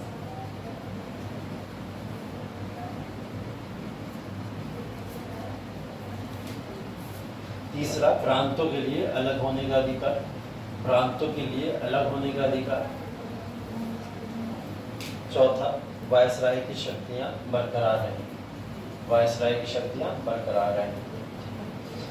और ये प्रांतों के लिए अलग होने का अधिकार सिर्फ यहाँ पे इम्पैक्ट पाकिस्तान के ऊपर नहीं पड़ा, इससे इम्पैक्ट पड़ा जूनागढ़ के ऊपर, हैदराबाद के ऊपर, ठीक है, और उसके बाद जम्मू कश्मीर के ऊपर। ये सब प्रांत अलग अलग तरीके से डिमांड करना शुरू कर दिए कि हमें भी अलग चाहिए, हमें भी अलग चाहिए, एक अलग नेशन हमें भी चाहिए, या नेशन नहीं तो कम से कम एक अलग प्रांत ही दे दो जिसके सारे अधिकार हमारे पास में, है ना। तो इसने एक बड़ा द्वेष पैदा कर दिया भारत के अंदर। ऐसा किसी के दिमाग में कोई भी आइडिया नहीं था, लेकिन अंग्रेज जब भारत को भी छोड़ते जा रहे थे उसके समय भी ये लोग भारत के अंदर एक राजनीति कर रहे थे कि भारत में अभी भी हम एक नया मुद्दा छेड़ के जाएंगे जिसमें बांटो और राज करो वाली स्थिति जरूर पैदा करेंगे, है ना। तो ये बांटने वाली अभी भी स्थिति को रखे हुए, भले से राज करो वाली स्थिति को थोड़ा बहुत ये लोग अभी छोड़ने को तैयार है, लेकिन अभी बांटने वाली स्थिति से इन्होंने अभी भी परहेज नहीं किया, ठीक है। तो ये इसके इम्पोर्टेंट ये प्रोविजंस। विफलता की अगर बात करें तो विफलता में सबसे पहले गांधी जी ने ही इसके बारे में इसको पोस्ट डेटेड चेक बोल दिया था, और इस पोस्ट डेटेड चेक बोलते ही गांधी जी की प्रतिक्रिया जैसे ही सामने आई पूरे नेशन को ये पता चल गया कि क्रिप्स मिशन को एक्सेप्ट नहीं किया जा रहा है और द्वितीय विश्व युद्ध में भारत अपनी भागीदारी नहीं देगा, ठीक है। तो गांधी जी की प्रतिक्रिया सबसे इंपॉर्टेंट है इसके अंदर। विफलता का कारण सबसे पहला क्या बना, गांधी जी की प्रतिक्रिया, जिन्होंने इसको क्या बोला, पोस्ट डेटेड चेक बोला, ठीक है। कांग्रेस ने बेसिकली क्या बोला, कांग्रेस ने बोला कि आप बात कर रहे हो ब्रिटिश इंडिया की, ब्रिटिश इंडिया की मतलब आप उस नेशन की बात कर रहे हो जिस नेशन के अंदर आपने अधिकार 70% इलाके पे किया हुआ है। रियासतों को क्या, प्रिंसली स्टेट्स का क्या करोगे, प्रिंसली स्टेट्स की क्या बात होगी। तो प्रिंसली स्टेट्स को आप कह रहे हो कि संघ से बाहर कर दोगे, मतलब उनको अलग से अधिकार दे दोगे, वो अपना संविधान खुद बनाएं, अपने हिसाब से खुद राज करें। तो प्रांतों को अलग होने का अधिकार यही तो हो गया। यहाँ रियासतें क्या करेंगे, अब मांग करने लगेंगी कि हमें अलग अधिकार चाहिए, अलग अधिकार चाहिए। तो इस वजह से कांग्रेस ने ये प्रतिक्रिया देते हुए तुरंत मना कर दिया कि हमें नहीं चाहिए आपका क्रिप्स प्रपोजल, ठीक है। यहाँ पे तीसरी चीज, कांग्रेस तत्काल स्वतंत्रता चाहती थी और पूरी तरीके से ऑल इंडिया एक कमेटी बनाना चाहती थी। उस समय डोमिनियन स्टेटस का कोई भी प्रस्ताव उसके लिए कोई मायने नहीं रखता था। उसे डोमिनियन स्टेटस के बाद से फर्क भी नहीं पड़ता कि आप डोमिनियन स्टेटस बोलो तो ये हमारे लिए अब किसी काम की चीज नहीं। तो डोमिनियन स्टेटस का बात ही नहीं है, हमें तो पूर्ण आजादी चाहिए। अगर उसके लिए आप तैयार हो तो हम बात करेंगे। तीसरी चीज कांग्रेस ने यह मुद्दा भी रखा कि रक्षा का जो पूरा का पूरा कंट्रोल है वो सारा का सारा कंट्रोल हमारे हाथ में होना चाहिए, क्योंकि रक्षा का कंट्रोल अभी तक भी अंग्रेज अपने हाथों में लिए हुए थे, जिसकी वजह से भारत की आर्मी को लगातार विदेश भेजा जा रहा था। अगर ये रक्षा का कंट्रोल भारतीयों के हाथों में होता तो भारतीय कभी विश्व युद्ध में भेजते ही नहीं अपनी आर्मी को। तो वो रक्षा का कंट्रोल चाहते थे, इस वजह से कांग्रेस ने इसको रिजेक्ट कर दिया। तो पहला गांधी ने क्यों रिजेक्ट किया, इसको पोस्ट डेटेड चेक कहते हुए। कांग्रेस के रिजेक्ट करने के पीछे ये 3 बड़े कारण है। तो आपसे पूछ भी लिया जाता है कि कांग्रेस ने क्रिप्स मिशन को क्यों रिजेक्ट कर दिया, ये 3 कारण लिख लीजिए, ठीक है। डायरेक्ट पूरे मत लिखना, जो मैं बता रहा हूँ वो लिख लो। पहले तो गांधी, उनके बारे में उन्होंने पोस्ट डेटेड चेक कहते हुए इसको जो है मना कर दिया। दूसरा, कांग्रेस ने रियासतों के मुद्दे पे, कांग्रेस ने रियासतों के मुद्दे पे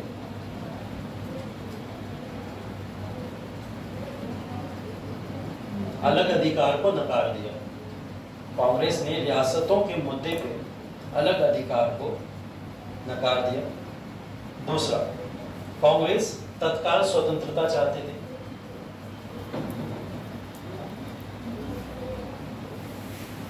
कांग्रेस तत्काल स्वतंत्रता चाहती थी।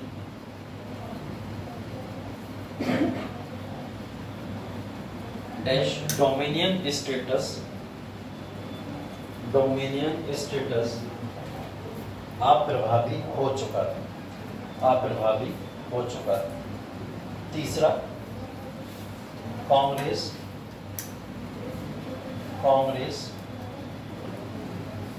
रक्षा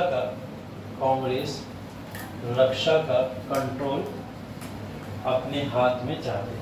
कांग्रेस रक्षा का कंट्रोल अपने हाथ में चाहती। ठीक, ये सब कहते हुए कांग्रेस ने डेट भी दी हुई है, देखिए 7 अप्रैल 1942 को क्रिप्स प्रस्तावों को अस्वीकार कर दिया। ये पारित कब हुआ?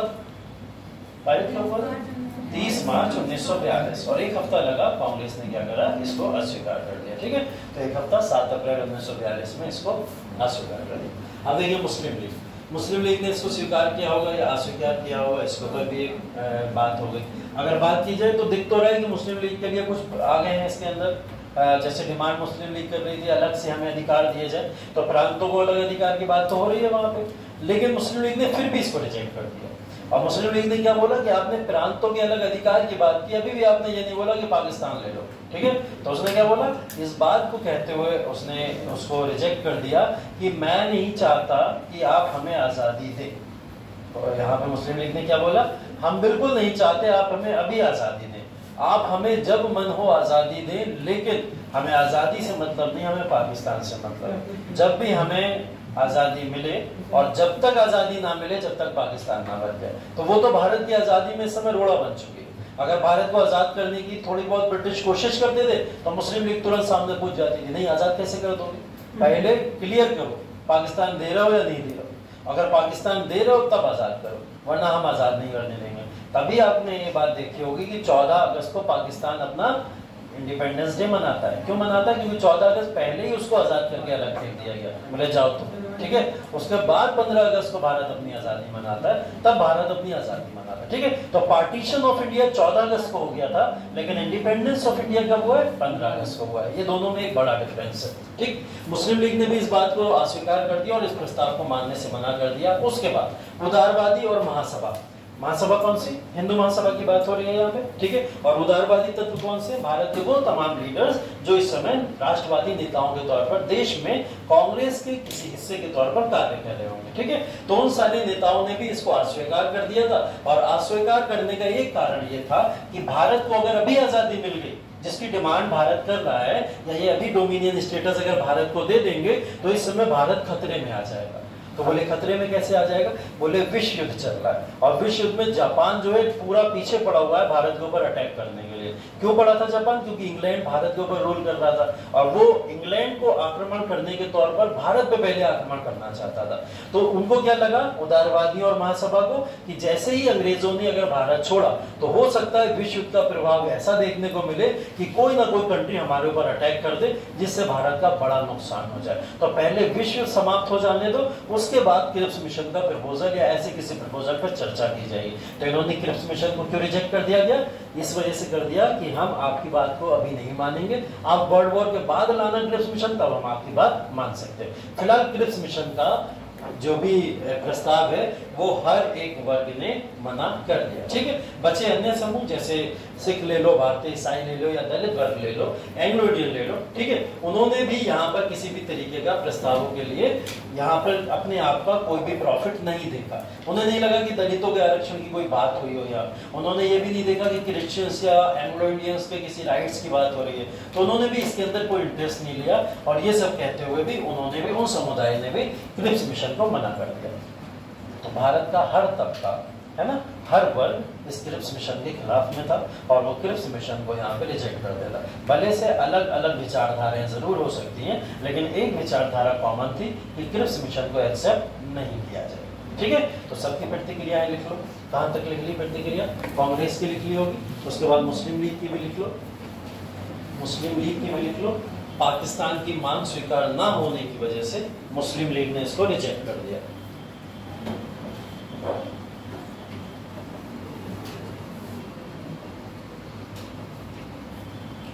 उदारवादी महासभा ने भी, उदारवादी और महासभा ने भी भारत की एकता और सुरक्षा को ध्यान में रखते हुए, भारत की एकता और सुरक्षा को ध्यान में रखते हुए क्रिप्स मिशन को अस्वीकार कर दिया।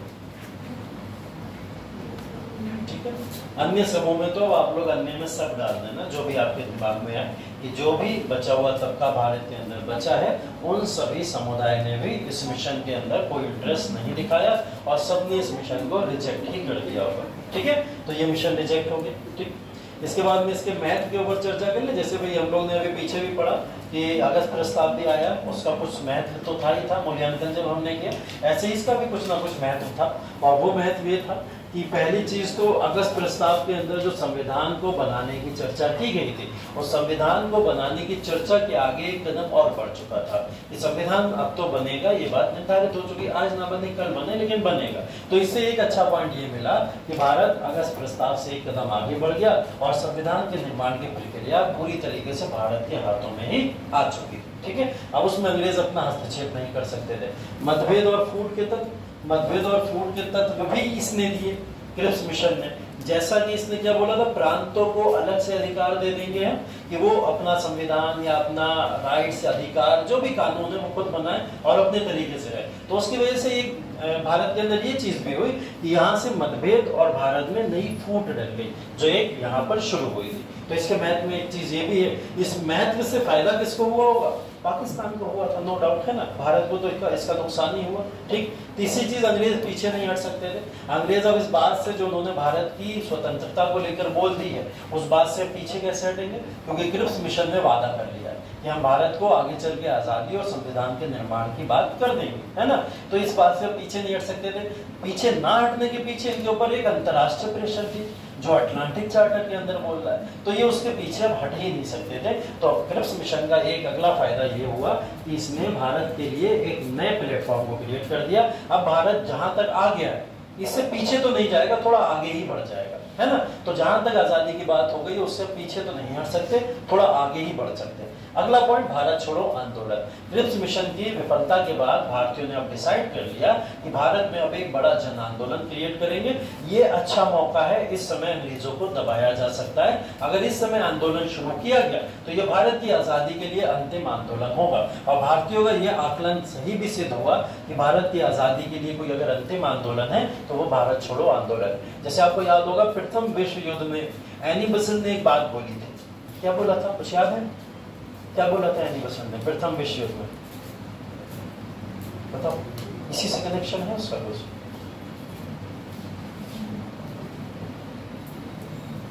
बताओ, नहीं याद है? एनी बेसेंट क्या कर रही थी विश्व युद्ध में, प्रथम विश्व युद्ध में? कौन सा आंदोलन चला रही? होम रूल आंदोलन चला रही थी ना। और होम रूल आंदोलन चलाने के पीछे उन्होंने कारण क्या दिया था? तो कारण दिया था ना कि इस समय अंग्रेज कमजोर हैं। बोला था ना, इस समय अंग्रेज विश्व युद्ध में इन्वॉल्व हैं, विश्व युद्ध में फंसे हुए हैं। अगर ये हमने मौके का फायदा नहीं उठाया तो फिर हम लोग बड़े आंदोलन नहीं चला पाएंगे। तो अंग्रेज इस समय विश्व युद्ध में बिजी है और विश्व युद्ध में बिजी होने का क्यों ना फायदा उठा लिया जाए। तो इस समय सेम चीज गांधी जी ने यहाँ पे आके बोली कि अंग्रेज इस समय विश्व युद्ध में बिजी हैं और अगर विश्व युद्ध में बिजी रहते हुए हम फायदा नहीं उठा पाए तो भारत की आजादी को फिर बाद में लेने का कोई भी मतलब नहीं है और मिल भी नहीं पाएगी, है ना। वो किसी ना किसी तरीके से फंस जाएगी। तो ये अच्छा मौका था इस समय में भारत छोड़ो आंदोलन को पूरे भारत के अंदर शुरू कर देना। तो ठीक है, भारत के अंदर अब भारत छोड़ो आंदोलन यहाँ पर शुरू हो गया, जिसके बाद आपको यहाँ पे एक बड़ा स्लोगन दिख रहा होगा, डू और डाई। ठीक है, डू और डाई। महात्मा गांधी यहाँ इस हद तक आ चुके हैं, या तो करो या तो मरो, है ना। मतलब गांधी जी भी परेशान हो चुके हैं, है ना।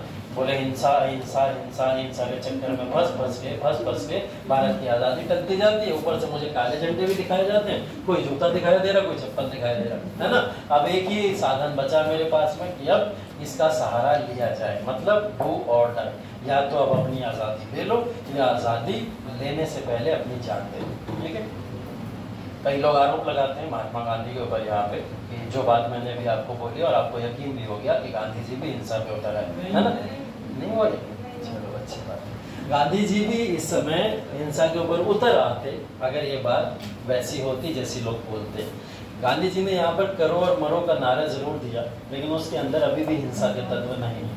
गांधी जी यहाँ पे ये नहीं बोल रहे करो और मारो, ऐसा नहीं बोला गांधी जी। गांधी जी ने मारने को बोला ही नहीं, गांधी जी तो मरो बोल रहे हैं, कह रहे हैं मर जाओ, हिंसा मत करो। ठीक है, वो आपके ऊपर लाठी चार्ज करें, आपके ऊपर बंदूकें चलाएं, आप पे किसी भी तरीके का कोई भी अटैक करें, लेकिन आप जवाबी कार्रवाई में उनके ऊपर सेम चीज मत करना। ठीक है, जो पहले घटनाएं हो चुकी हैं आप उनका आंसर क्या दे सकते हो, बहुत ज्यादा वो क्या कर सकते हैं, आपकी हत्या कर देंगे, बहुत ज्यादा, इससे ज्यादा नहीं कर सकते, कुछ हत्या कर देंगे। ठीक है, इससे ज्यादा और होगा तो बहुत ज्यादा क्या करेंगे, हत्या कर देंगे। लेकिन गांधी जी ने इस समय फ्यूचर दिखाया था, भारतीयों को उनका फ्यूचर दिखाया था कि आपके जाने के बाद में जो इस देश के अंदर और लोग आएंगे उनका जीवन बहुत अच्छा हो जाएगा और वो जीवन आपके आने वाले लोगों के लिए बहुत अच्छा रहेगा। इस वजह से अब हमें अपनी प्राणों की आहुति देनी ही पड़ेगी, है ना। तो वो हर देखिए किसी भी युद्ध के अंदर अगर आप देख लीजिए, इतने बड़े बड़े युद्ध होते थे, उन युद्धों के अंदर भी लोगों की जान जाती थी। ठीक है, लोग मरते थे सिर्फ इसलिए कि हमारा साम्राज्य जो आगे है वो अपना वर्चस्व बरकरार रख पाए, है ना। वो उसके लिए अपनी जान दे देते थे, ऐसा होता था। तो ये तत्व तो भारतीयों के क्या पूरी दुनिया के अंदर हर किसी व्यक्ति के अंदर होते हैं कि अपने देश को बचाने के लिए वो मरने के लिए भी तैयार रहते हैं। आज भी हमारी आर्मी देख लो, सेम काम कर रही है और आर्मी भी यही करती है कि देश को बचाने के लिए अपने प्राण त्याग देती है। होता है ना ऐसा। इससे उन्हें क्या मिल रहा है बताओ, कुछ मिलता है क्या उन्हें? उनकी तो जान चली गई, उल्टा उन्हें तो कुछ नहीं मिला, लेकिन वो नेशन या देश के लिए कुछ करना चाहते हैं, वो राष्ट्र को कुछ देके जाना चाहते हैं कि राष्ट्र कल अगर अपना किसी भी तरीके का ग्रोथ करे या आगे बढ़े तो उसके अंदर एक छोटा सा तिनका मेरा भी रहे कि मैंने इसके लिए अपनी जान दे दी थी, जिसकी वजह से नेशन इतना आगे और बढ़ पाए, है ना। तो ये कहीं ना कहीं इस समय की विचारधारा लोगों के अंदर डेवलप हो चुकी और इसी को बोलते हैं रियल नेशनलिज्म। एक तो आइडिया जो राष्ट्रवाद का आप पढ़ते चले आए हो वो तो है ही है। अब राष्ट्रवाद का आइडिया इतना एक्सट्रीमिस्ट आइडिया में पहुंच चुका था, इतना अतिवादी राष्ट्रवाद लोगों के अंदर उत्पन्न हो चुका था कि वो उसके लिए वो अपने प्राण भी त्यागने को तैयार थे। ठीक है, तो यहाँ पर गांधी जी ने इसी बात को बोला, डू और डाई। अब या तो करो या तो मरो, यही ऑप्शन है हमारे पास में और इसके अलावा हमारे पास अब कोई ऑप्शन नहीं। करने का मतलब आंदोलन सक्रिय तौर पर चलना चाहिए, आंदोलन से कोई पीछे नहीं हटेगा। और ये नारा देने के पीछे गांधी जी ने एक ऑब्जेक्टिव और बताया, उन्होंने बोला ये नारा मैं आपको इसलिए देके जा रहा हूँ क्योंकि मुझे इस आंदोलन को शुरू करते ही गिरफ्तार कर लिया जाएगा और मुझे ही नहीं तमाम लीडर्स जो भारत के बड़े बड़े हैं उन सबको गिरफ्तार करके आंदोलन को दबाने की कोशिश करी जाएगी। लेकिन अब यह आंदोलन भारत की जनता के हाथों में, अगर वो भारत की आज़ादी चाहते हैं तो फिर वो इस आंदोलन से पीछे नहीं हटेंगे और जनता इस आंदोलन को बरकरार चलाती रही। 1942 में गांधी जी ने इस बात को बोला, 1942 में ही गांधी जी को अगस्त में ही गिरफ्तार कर लिया गया। उसके बाद में 1944 तक इस आंदोलन में बिना किसी हिंसा के तत्वों को लाकर इस आंदोलन को चलाया गया। यहाँ कोई हिंसा नहीं हुई, 2 साल तक आंदोलन चला, कई भारतीयों को यहाँ शहीद कर दिया गया। उसके बाद में भी आंदोलन लगातार चल रहा है। लेकिन बात बिगड़ गई 1944 में। बात ऐसे बिगड़ गई 1944 में बिहार की असेंबली थी और उस बिहार की असेंबली में कुछ छात्र वहां असेंबली के ऊपर चढ़ गए और उन्होंने चढ़ के वहां पे अंग्रेजों के झंडे को हटाकर भारत का झंडा लगाने का प्रयास किया। अब आप इस बात को समझिए कि अंग्रेजों के झंडे को हटा के जब भारत के झंडे को लगाने का प्रयास किया जाएगा तो ये बात उनके ऊपर राजद्रोह के मुकदमे की तरह, है ना। उनके लिए तो ये राजद्रोह का मुकदमा है क्योंकि अंग्रेजों के झंडे को हटा के आप भारत का झंडा वहां पे लगा रहे हो। अब वो कॉलेज स्टूडेंट्स थे जिनकी उम्र मात्र 15 साल, 16 साल, 17 साल ऐसे उनकी उम्र थी। ये देखते हुए अंग्रेजों ने बिना किसी गिरफ्तारी के ना उनको पकड़ा, ना गिरफ्तार किया, ना वार्न किया, सीधे फायरिंग कर दी और उस फायरिंग में वो 15-16 साल के बच्चों की हत्याएं कर दी गई। ऐसे 5 से 6 बच्चे उसमें मार दिए गए और इस मारने की वजह से जब ये बात पूरे देश में फैली, इस बात ने भारत को और भारत छोड़ो आंदोलन को एक हिंसक आंदोलन में कन्वर्ट कर दिया। अभी तक हिंसा चल रही है, मारा जा रहा है, लोग भी मर रहे हैं, कोई दिक्कत नहीं, लेकिन वो लोग मर रहे हैं जो लोग आज़ादी के लिए लड़ रहे थे। ये बच्चों के ऊपर या महिलाओं के ऊपर या बूढ़ों के ऊपर अगर आप अटैक करोगे तो फिर ये तो भारत के कहीं ना कहीं जमीर को हिला के रख देगा। और यही हुआ कि 15-16 साल के बच्चों की जब हत्याएं की गई, ये बात बिहार के लोगों से सबसे पहले बर्दाश्त नहीं हुई। उन्होंने वहां पे फिर रिवर्स में हिंसा करना शुरू कर दी और लोगों को वहां मारना शुरू कर दिया। वही नहीं, पूरे देश के अंदर अब ये हिंसाएं शुरू हो गई और इसकी गुस्सा इतनी थी कि हर देश के हर कोने के अंदर जहां अंग्रेज अधिकारी दिखा करते थे वो उनकी हत्याएं किया करते थे, उन्हें मारा करते थे। और ये पूरे के पूरे देश के अंदर अब बहुत कॉमन हो गया था अंग्रेजों की हत्याएं करना। गांधी जी को तुरंत छोड़ा गया। क्यों छोड़ते थे गांधी जी को?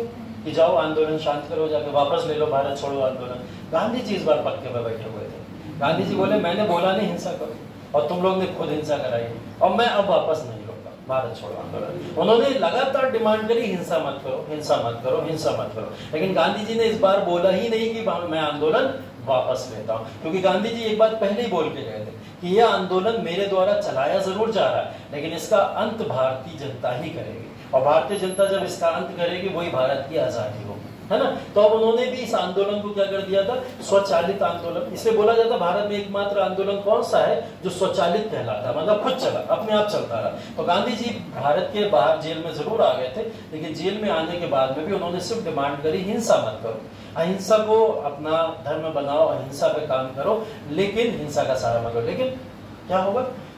यहाँ पर गांधी जी की बातों को लोग सुन तो जरूर रहे थे, लेकिन समझ भी रहे थे कि भारत की आज़ादी चाहिए। गांधी जी खुद बोल के गए और कैसे भी आज़ादी मिलेगी हमें, हम तो आज़ादी लेके रहेंगे। क्योंकि इस आंदोलन से अगर पीछे हटे तो मतलब फिर आज़ादी से फिर 20 साल 10 साल और पीछे हट जाएंगे, है ना। क्योंकि देखो एक 1920 में आंदोलन हुआ था जिसको 22 में वापस लिया गया, फिर 1932 वाला 34 वाला आंदोलन हुआ, फिर उसे वापस लिया गया। और दोनों आंदोलन में गैप देखोगे 10-10, 20-20 साल के गैप हो जा रहे हैं, आज़ादी नहीं मिल पा रही है। तो अगर 42 में गैप लिया तो हो सकता है 52-55 हो जाए, फिर हमें आज़ादी ना मिल पाए, है ना। तो इस वजह से तमाम नेता जो थे उन्होंने किसी भी तरीके की रोक नहीं लगाई। और जितने हाँ लोकल नेता थे, क्षेत्रीय नेता थे जिनको अंग्रेज नहीं पकड़ पाए, जैसे उषा मेहता, ठीक है, उषा मेहता इसकी बहुत बड़ी लीडर थी, महिला नेता थे, वो अपना रेडियो से संचालन किया करती थी, ठीक है। रेडियो से संचालन ऐसे कि वो क्या करती थी, रेडियो पे एक प्रोग्राम आता था, उस प्रोग्राम के अंदर सिर्फ और सिर्फ बोल के पूरी दुनिया को बताया करती थी, मतलब पूरे देश को बताया करती थी कि आपको अब आंदोलन को किस तरफ लेके जाना है, किस जगह लेके जाना है। उस रेडियो प्रोग्राम को अंग्रेज ढूंढते ढूंढते मर गए, नहीं मिला, ठीक है, क्योंकि उसको संचालित जो किया जा रहा था वो अंडरग्राउंड से किया जा रहा था, जिसके नेटवर्क पकड़ पाना अंग्रेजों के लिए इम्पॉसिबल था, ठीक है। तो वो पकड़ ही नहीं पा रहे थे और ऐसी उस समय में कोई टेक्नोलॉजी भी नहीं थी कि आप जो है किसी भी तरीके से उस कनेक्शन तक पहुंच सको, लेकिन रेडियो बहुत चला करते थे उस समय। तो वो रेडियो के नाते हर एक समाज के व्यक्ति को कनेक्ट की हुई थी कि अब आपको आंदोलन को किस दिशा में लेके जाना है। उषा मेहता, अरुणा असफ अली इस आंदोलन को वो भी लीड कर रही हैं। महिलाओं के बीच में लगातार जा जाके वो घर घर में बैठ के इस आंदोलन के बारे में बताते थे। उनको बोला जाता था कि भारत छोड़ो आंदोलन की सबसे बड़ी क्रांतिकारी महिला अगर कोई थी वो अरुणा असफ अली थी, ठीक है। हाँ, और इनको ग्रैंड ओल्ड वुमेन या फिर लेडी भी बोला जाता है जिन्होंने भारत की आज़ादी में इस तरीके का काम किया था। तो ये जो आंदोलन अब छोटे छोटे नेताओं के हाथों में आ गया था, जो आंदोलन को अपने तरीके से चला रहे थे, इस आंदोलन का एक बड़ा प्रभाव ये मिला कि बड़े नेताओं को तो आप गिरफ्तार कर सकते हो, छोटे नेताओं के ना तो आपको नाम पता, ना आपको एड्रेस पता, ना किसी भी तरीके की आपको कोई डिटेल पता, आप उनको अरेस्ट करोगे तो करोगे कहाँ से जब वो किसी तरीके का कोई प्रमाण ही नहीं छोड़ रहा है। तो ये आंदोलन की सबसे बड़ी विशेषता ये थी कि बड़े लीडर्स को अरेस्ट जरूर कर लिया गया, लेकिन ये आंदोलन उनके हाथों में है ही नहीं। ये आंदोलन तो अपने आप चल रहा है और इस आंदोलन को विफल करने के लिए किसी भी तरीके के कोई लीडर्स को ना तो पकड़ पाए ये लोग, ना जनता को एक समूह में गिरफ्तार कर पाए। लेकिन उसके बाद में भी हिंसाएं इतनी हुई कि भारत छोड़ो आंदोलन में कम से कम 1 लाख लोगों की हत्याएं की गई। कितने? 1 लाख लोग इस समय मार दिए गए थे भारत छोड़ो आंदोलन की मुहिम में, जो भारत छोड़ो आंदोलन का यहाँ पे नेतृत्व कर रहे थे, ठीक है। अब कोई भी किसी भी तरीके का कोई मूवमेंट को अगर लीड कर रहा है, जैसे छोटे नेताओं में हम उषा मेहता की बात करें, उषा मेहता प्रमाण नहीं दे रही है किसी तरीके का, तो आप उनको गिरफ्तार करोगे कैसे? तो इस आंदोलन को खत्म करने के लिए लीडर को रोकना पड़ेगा ना, कोई क्षेत्रीय नेता भी उसको रोकना पड़ेगा। आपको कैसे रोकोगे जब वो इंटरनली इसको पूरी तरीके से चला रहे, है ना। जैसे काकोरी केस में आप लोगों ने देखा, काकोरी जब आप लोग को पढ़ा तो काकोरी के अंदर आपने देखा था नेता वहां गिरफ्तार कैसे हुए, है ना। ये स्टोरी नहीं बताई ना शायद मैंने, वहां के नेता गिरफ्तार कैसे हुए। वहाँ के नेता गिरफ्तार ऐसे हो गए थे कि काकोरी में जब डकैती का पूरा इन्होंने ऑब्जेक्टिव तैयार कर लिया था कि हम काकोरी में डकैती करेंगे, और काकोरी में डकैती करके जब ये बक्सा लेके भागने वाले थे वहाँ से, पूरा बक्सा था, उस बक्से के अंदर बहुत सारा पैसा था, खजाना था, उस बक्से को लेके भागने वाले थे। उस बक्से को जब लेके भाग रहे थे तो उसमें राम प्रसाद बिस्मिल, अशफाक उल्लाह खान, ये सबसे सीनियर लीडर्स में थे और ये लोग इसको नेतृत्व दे रहे थे। हुआ क्या कि आधे घंटे में पूरी लूट हो गई, पूरी की पूरी आधे घंटे में लूट हो गई। अब उसके अंदर कौन कौन इन्वॉल्व था, कैसे इन्वॉल्व था, इसके बारे में पता कैसे किया जाए। वो लोग आधे घंटे में पूरा बक्सा उठाते हैं, हाईजैक करते हैं पूरी ट्रेन को, और ट्रेन को उठा के मतलब वहां से बक्से को उठा के ले भी जाते हैं। अब उस समय आपको पता है ना तो मोबाइल फोन, ना किसी भी तरीके का कोई ऐसी टेक्नोलॉजी की फोन करके तुरंत बता दिया जाए कि भाई आ जाओ यहाँ पे रेड पड़ गई है या अटैक हो गया, तो वो लोग भी किसी सहायता को नहीं ले पाए उस दौरान। और जो अधिकारी वहां पे मौजूद थे उनके ऊपर पिस्तौल तनी हुई थी कि तुम अगर बोले तो गए जान से, है ना। तो हत्या करना उनका उद्देश्य नहीं था, लेकिन वो लूट करके वहां से भाग गए आसानी से। अब आप उनको पकड़ोगे कैसे कि कौन लूट करके गया, कोई प्रमाण होना चाहिए ना पकड़ने में। उसके बाद भी ये लोग पकड़ कैसे गए, उसके बाद सिर्फ एक गलती इन लोगों से हो गई थी जिसकी वजह से ये पकड़ गए थे।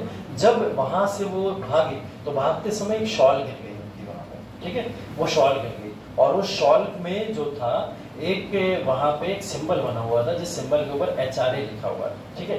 बस इतनी सी गलती ने क्या करा, पूरी की पूरी टीम को अरेस्ट करवा दिया। और वहां पे अरेस्ट होने का मेन लॉजिक यही था कि एक उनको सबूत मिल गया और उस सबूत के बिना पे उन्होंने उनको अरेस्ट कर लिया। और उसमें भी क्या हुआ, कुछ भारतीयों ने मुखालफत भी कर दी थी। एक भारतीय जो उनके साथ में ही था जिसका नाम राम प्रसाद बिस्मिल ने अपनी किताब में खोला नहीं है, उन्होंने किताब लिखी इसके बारे में पूरी काकोरी के ऊपर, उनका नाम नहीं खोला उन्होंने, क्योंकि अगर खोलते तो पूरा देश उनसे नफरत करने लगता। तो इस वजह से उन्होंने उनका नाम नहीं खोला। नाम ना खोलते हुए बाद में एक व्यक्ति ने उनका नाम खोला था, कुछ मदन करके कोई नाम था उनका, बाद में एक व्यक्ति ने खोला था, लेकिन उन्होंने इस बात को नहीं खोला। पता चला कि उस व्यक्ति ने ये गवाही दे दी थी जाके कि मैंने अपनी आंखों से देखा है कि राम प्रसाद बिस्मिल, अशफाक उल्लाह खान और ऐसे तमाम नेता इस काकोरी डकैती केस में थे। तो वहां पे तो ये चीजें हो गई थी जिसकी वजह से लोग पकड़ लिए गए। यहाँ पे ऐसा कुछ नहीं, यहाँ पे ना तो भारत का कोई भी मुखबिर है जो अंग्रेजों को जाके ये बता दे कि भारत के अंदर ये आंदोलन यहाँ से संचालित हो रहा है, कोई ऐसा मुखबिर नहीं, क्योंकि भारत भी इस बात को लेकर तैयार था। उषा मेहता को भी पता था कि कोई भी मुखबिरी कर सकता है, इसलिए अंडरग्राउंड हो जाओ और अंदर से ही संचालित करो, उसमें किसी को इन्वॉल्व ना करो, है ना। जैसे आपने पिक्चर देखी होगी वो वाली कौन सी थी जिसमें क्या नाम है उसका, जानी वाला हीरो कौन सा है जॉनी वॉकर नहीं, और जानी बोला करता था ना डायलॉग में अपने, राजकुमार, हाँ राजकुमार की पिक्चर आपने अगर देखी होगी तो वो अंडरग्राउंड तिरंगा वाली है ना, तो अंडरग्राउंड अपनी पूरी सुरंग बना के रखता है, वो सुरंग से सारा का सारा पूरा संचालित करता है पूरा, है ना। तो ये संचालन का तरीका भारतीयों का उस समय रहता था, वो ऐसी टेक्नोलॉजी को यूज करते थे अपने आंदोलन के दौरान। तो देखो पिक्चरों के अंदर अगर किसी भी तरीके की कोई चीज दिखाई जाती है वो कहीं ना कहीं से इंस्पायर्ड होती है ना, तो वो भी इंस्पिरेशन वहां से लिया गया था। उषा मेहता अपना रेडियो प्रोग्राम ऐसे ही चलाती थी जैसे उस पिक्चर में आपने देखा होगा, और उन्हें कभी नहीं पकड़ा गया, ना कोई पकड़ पाया उन्हें, ठीक है। उषा मेहता, रुणा असफ अली ऐसे लीडर्स ने इस आंदोलन को इतनी तेजी दी कि इस आंदोलन ने 45-46 तक भारत के अंदर एक काम तो कर दिया, और वो क्या था, 46 में संविधान सभा का गठन हो गया, है ना। और 46 में संविधान सभा के गठन ने ये सुनिश्चित कर दिया कि भारत को अब आजादी मिल जाएगी। बस हाना चल रहा था कि अब मिलेगी, कल मिलेगी, परसों मिलेगी, ये वाला सिस्टम चल रहा था, लेकिन आजादी सुनिश्चित हो गई। किसकी वजह से? भारत छोड़ो आंदोलन की वजह से, ठीक है। सुन ली गाथा, कहानी समझ आ गई, लिखो फैक्ट।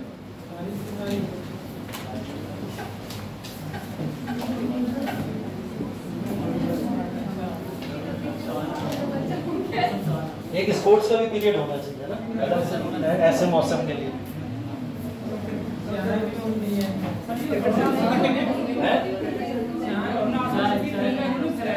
हाँ तिरंगा इन्होंने फहराया, अभी आएगा, वो भी आएगा।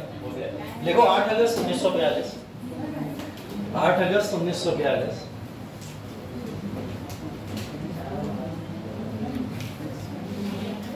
मुंबई में, 8 अगस्त 1942 मुंबई में अखिल भारतीय कांग्रेस कमेटी, अखिल भारतीय कांग्रेस कमेटी के सत्र में भारत छोड़ो आंदोलन शुरू किया है। इस सत्र में भारत छोड़ो आंदोलन शुरू किया है।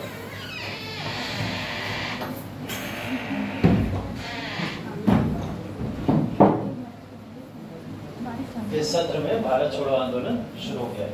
ठीक है, उसके बाद सेकंड ग्वालियर टैंक मैदान। ग्वालियर टैंक मैदान जो मुंबई में है, जिसे आज के समय में अगस्त क्रांति मैदान के नाम से भी जानते हैं। ठीक है, ग्वालियर टैंक मैदान में गांधी जी ने जनता को संबोधित करते हुए करो और मरो का नारा दिया। ग्वालियर टैंक मैदान में गांधी जी ने संबोधित करते हुए करो और मरो का नारा दिया।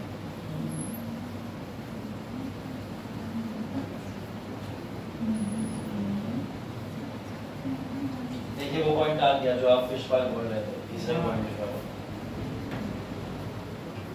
ग्रैंड ओल्ड लेडी डैश लगा के लिख लेना, Aruna Asaf Ali. Grand old lady dash लगा के अरुणा आसफ अली ने इसी मैदान से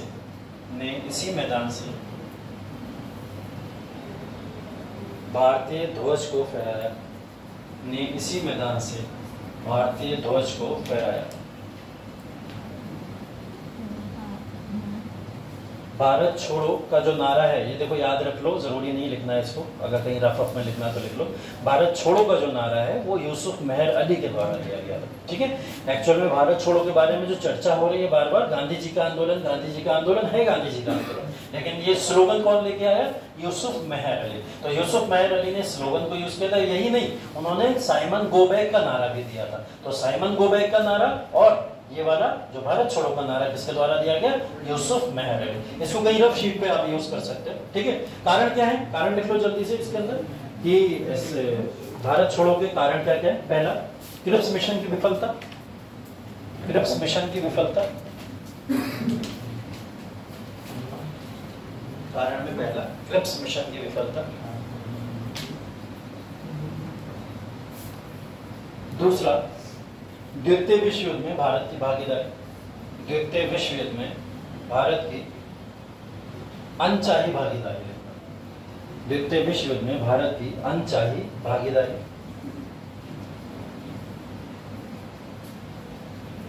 तीसरा, ब्रिटिश विरोधी भावना का प्रसार। ब्रिटिश विरोधी भावना का प्रसार।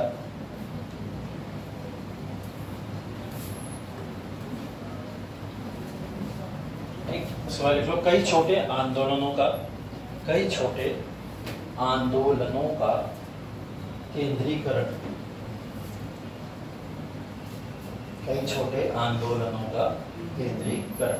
ठीक है, कई छोटे आंदोलनों का केंद्रीकरण का मतलब ये हो गया जैसे सुभाष चंद्र बोस फॉरवर्ड ब्लॉक को लेकर निकल गए थे अपना, तो फॉरवर्ड ब्लॉक भी सक्रिय थी भारत की आजादी के लिए, वो भी वही काम कर रही थी आजाद करने का।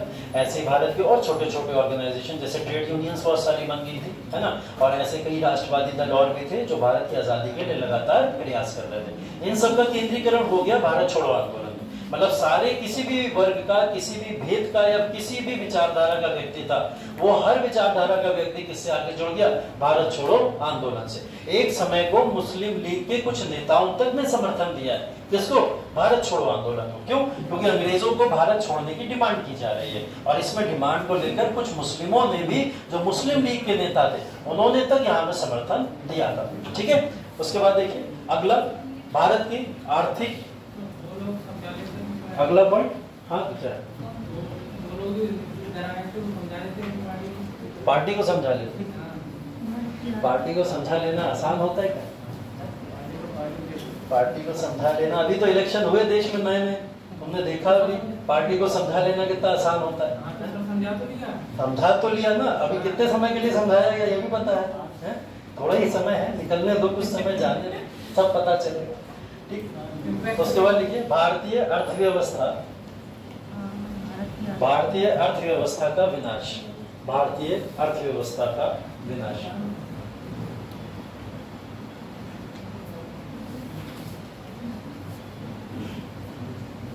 ठीक है, डिमांड्स या मांगे क्या थी इस समय भारतीयों की? वो लिखिए डिमांड्स या मांगे भारतीयों की।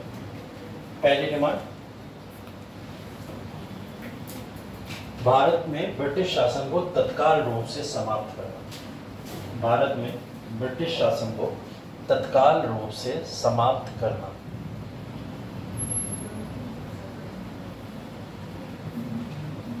दूसरा, अंतरिम सरकार बनाने की मांग, अंतरिम सरकार बनाने की मांग। मतलब भारत में जब अंग्रेज भारत को छोड़ के जाएंगे तो एक बड़ा जीरो या गैप क्रिएट हो जाएगा। उस गैप को क्रिएट करने के लिए डायरेक्ट इलेक्शंस तो नहीं कराए जा सकते, उससे पहले क्या होगा, एक अंतरिम सरकार बनेगी, है ना। तो उस अंतरिम सरकार को बनाने की डिमांड हुई थी, जैसा अभी बांग्लादेश में हुआ। जैसे शेख हसीना भागी, डायरेक्ट इलेक्शन तो नहीं करा सकते हैं, तो क्या होगा, पहले एक अंतरिम सरकार बनाई जाएगी, उस समय जब थोड़ी सहूलियत मिल जाएगी तब इलेक्शंस करा दिए जाएंगे, है ना। तो ये हुआ था। आंदोलन के 3 चरण थे, ठीक है। पहले चरण को लिखो, आंदोलन 3 चरणों में वर्गीकृत था। पहला चरण शहरी विद्रोह, पहले चरण में लिखो शहरी विद्रोह, हड़ताल, शहरी विद्रोह कौमा हड़ताल कौमा बहिष्कार, शहरी विद्रोह, हड़ताल, बहिष्कार और धरने,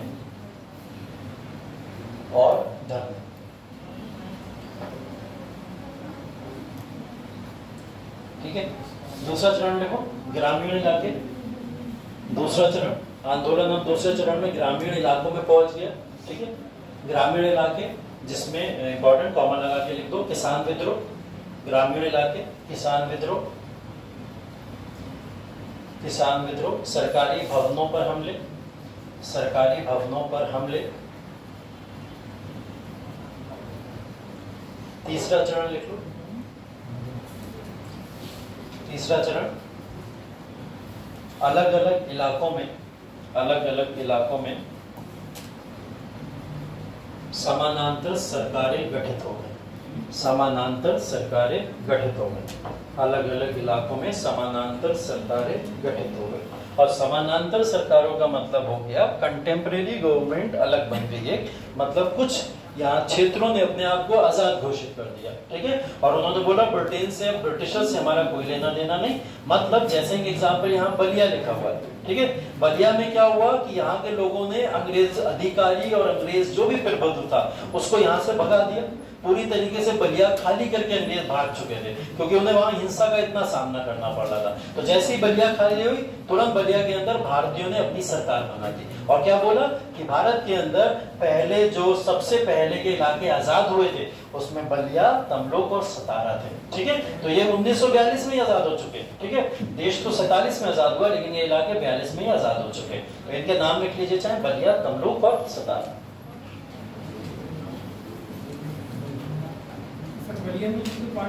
चित्तू पांडे, नहीं, चित्तू पांडे ने जब अपने आप को स्वतंत्र घोषित कर दिया, उसके बाद देखो अंग्रेज अगर कहीं दबाए जाएंगे तो वापस से तो रिवोल्ट करेंगे ना। तो रिवोल्ट करने के बाद में जब वो वापस से आए यहाँ पे, तो आने के बाद में चित्तू पांडे को गिरफ्तार करने की कोशिश की गई, उन्हें गिरफ्तार भी किया गया, लेकिन सरकार को नहीं गिराया गया, सरकार चलती रही, है ना। तो आजादी 42 में ही हो गए थे, बाद में थोड़ा दबाया जरूर गया था, लेकिन इन्होंने अपनी आजादी नहीं छोड़ी, आजादी नहीं छोड़ी।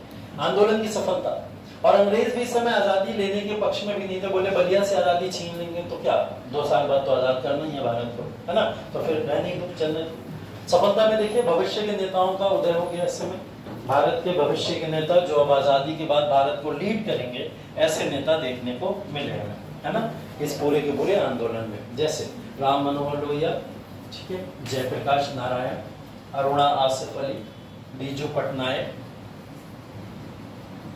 सुचेता कृपलानी और ऐसे कई सारे नेता जो बहुत बड़े बड़े नेता आगे चल के उभरे भारतीय राजनीति में, इन सब का उदय हुआ, ठीक है। महिलाओं की भागीदारी की बात अगर की जाए तो महिलाओं की भागीदारी के अंदर आप उषा मेहता का भी नाम लिख सकते हैं, जिन्होंने रेडियो स्टेशन को स्थापित किया था और यहाँ से संचालन करना शुरू किया था। अरुणा आसिफ अली का भी नाम यहाँ पे लिख सकते हैं, ठीक है। तो ये महिलाओं की भागीदारी इसमें थी। और तीसरा राष्ट्रवाद, और मैं तो इसको बोलूंगा अति राष्ट्रवाद का उदय। अगर आप लोग को इसको लिखना है तो आप ऐसे भी लिख सकते हैं, अति राष्ट्रवाद का उदय भारत के अंतर्गत हो गया था, ठीक है। राष्ट्रवाद तो पहले से ही था, लेकिन यहाँ पे अति राष्ट्रवाद का उदय भारत में देखने को मिला, ठीक है।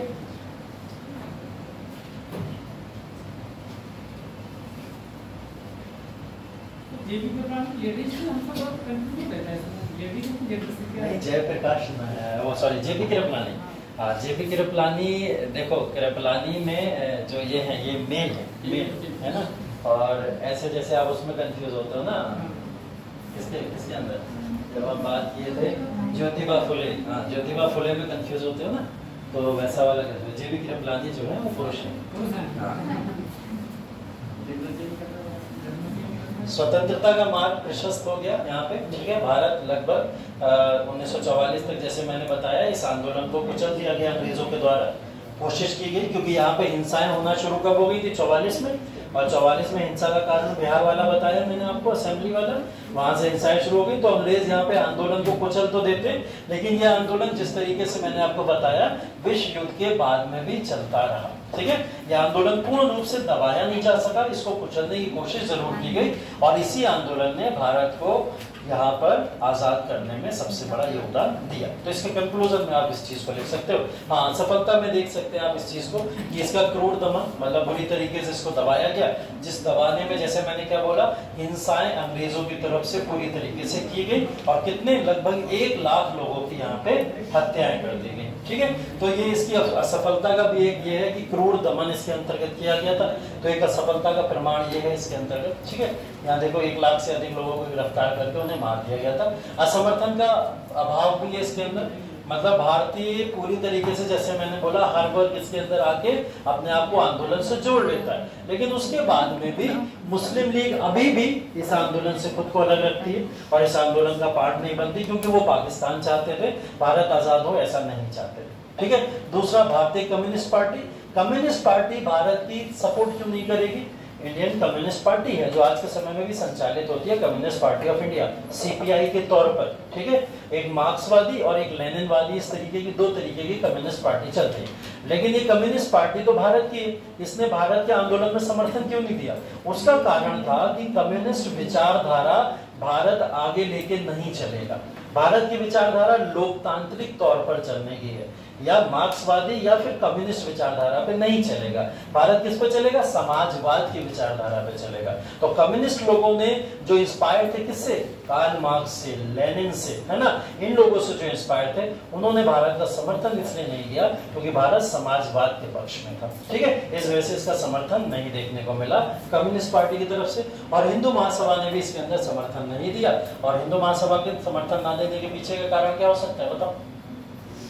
कि युद्ध के दौरान अगर आप आंदोलन को चलाओगे तो इससे भारत के अंदर ही अव्यवस्था पैदा होगी, भारत के अंदर ही कई भारतीयों को नुकसान होगा अगर इस आंदोलन को इस समय चलाया जाएगा। तो भारतीयों को इस समय आंदोलन नहीं चलाना चाहिए जिस समय विश्व युद्ध चल रहा है। ये कहते हुए हिंदू महासभा ने अपने आप को अलग कर लिया इससे, ठीक है। और इसी समय सुभाष चंद्र बोस भारत के बाहर भारतीय राष्ट्रीय सेना और हिंद सरकार, जो पूरी की पूरी आजाद हिंद के तौर पर जानी जाती है, उस सरकार का भारत के बाहर गठन कर लिया था, ठीक है। उन्हें भी ये बात पता थी कि भारत छोड़ो आंदोलन इस समय देश में चल रहा है, और भारत छोड़ो आंदोलन प्रमुख आंदोलन है। इस समय अगर देश में गांधी दबाव बना रहे हैं अंग्रेजों पे, तो मैं देश से बाहर अंग्रेजों पे दबाव बना सकता हूँ, और जब दोनों तरफ से प्रेशर बनेगा तो अंग्रेज खुद देश छोड़ के चले जाएंगे। तो यहाँ पे गठन किसका हो गया? आजाद हिंद फौज का और भारतीय राष्ट्रीय सेना, ये भी आजादी की लड़ाई में कूद पड़े और पूरी तरीके से एक्टिव हो गए, ठीक है। तो इनके बारे में हम लोग चर्चा करेंगे कल के क्लास में। ये क्लास आपका यहीं तक है, 1942 तक आपका पूरा का पूरा सिलेबस खत्म। कल का क्लास छुट्टी, ठीक है। कल तो आपका 15 अगस्त से छुट्टी, अच्छे से एंजॉय कीजिए इंडिपेंडेंस डे। बाकी हम लोग अपनी आज़ादी परसों मनाएंगे, है ना, 16 अगस्त को। अब जो हम लोग जा रहे हैं सीधा कहाँ? कैबिनेट मिशन के ऊपर जाएंगे, ठीक है। संविधान सभा पढ़ेंगे और उसके बाद में सीधा भारतीय राष्ट्रीय आंदोलन का अंतिम पड़ाव, जिसको भारतीय आजादी के तौर पर जाना जाता है। तो भारत की आजादी और पार्टीशन ऑफ इंडिया, ये दोनों हम तब कवर कर लेंगे, ठीक है। चलिए, थैंक यू सो मच।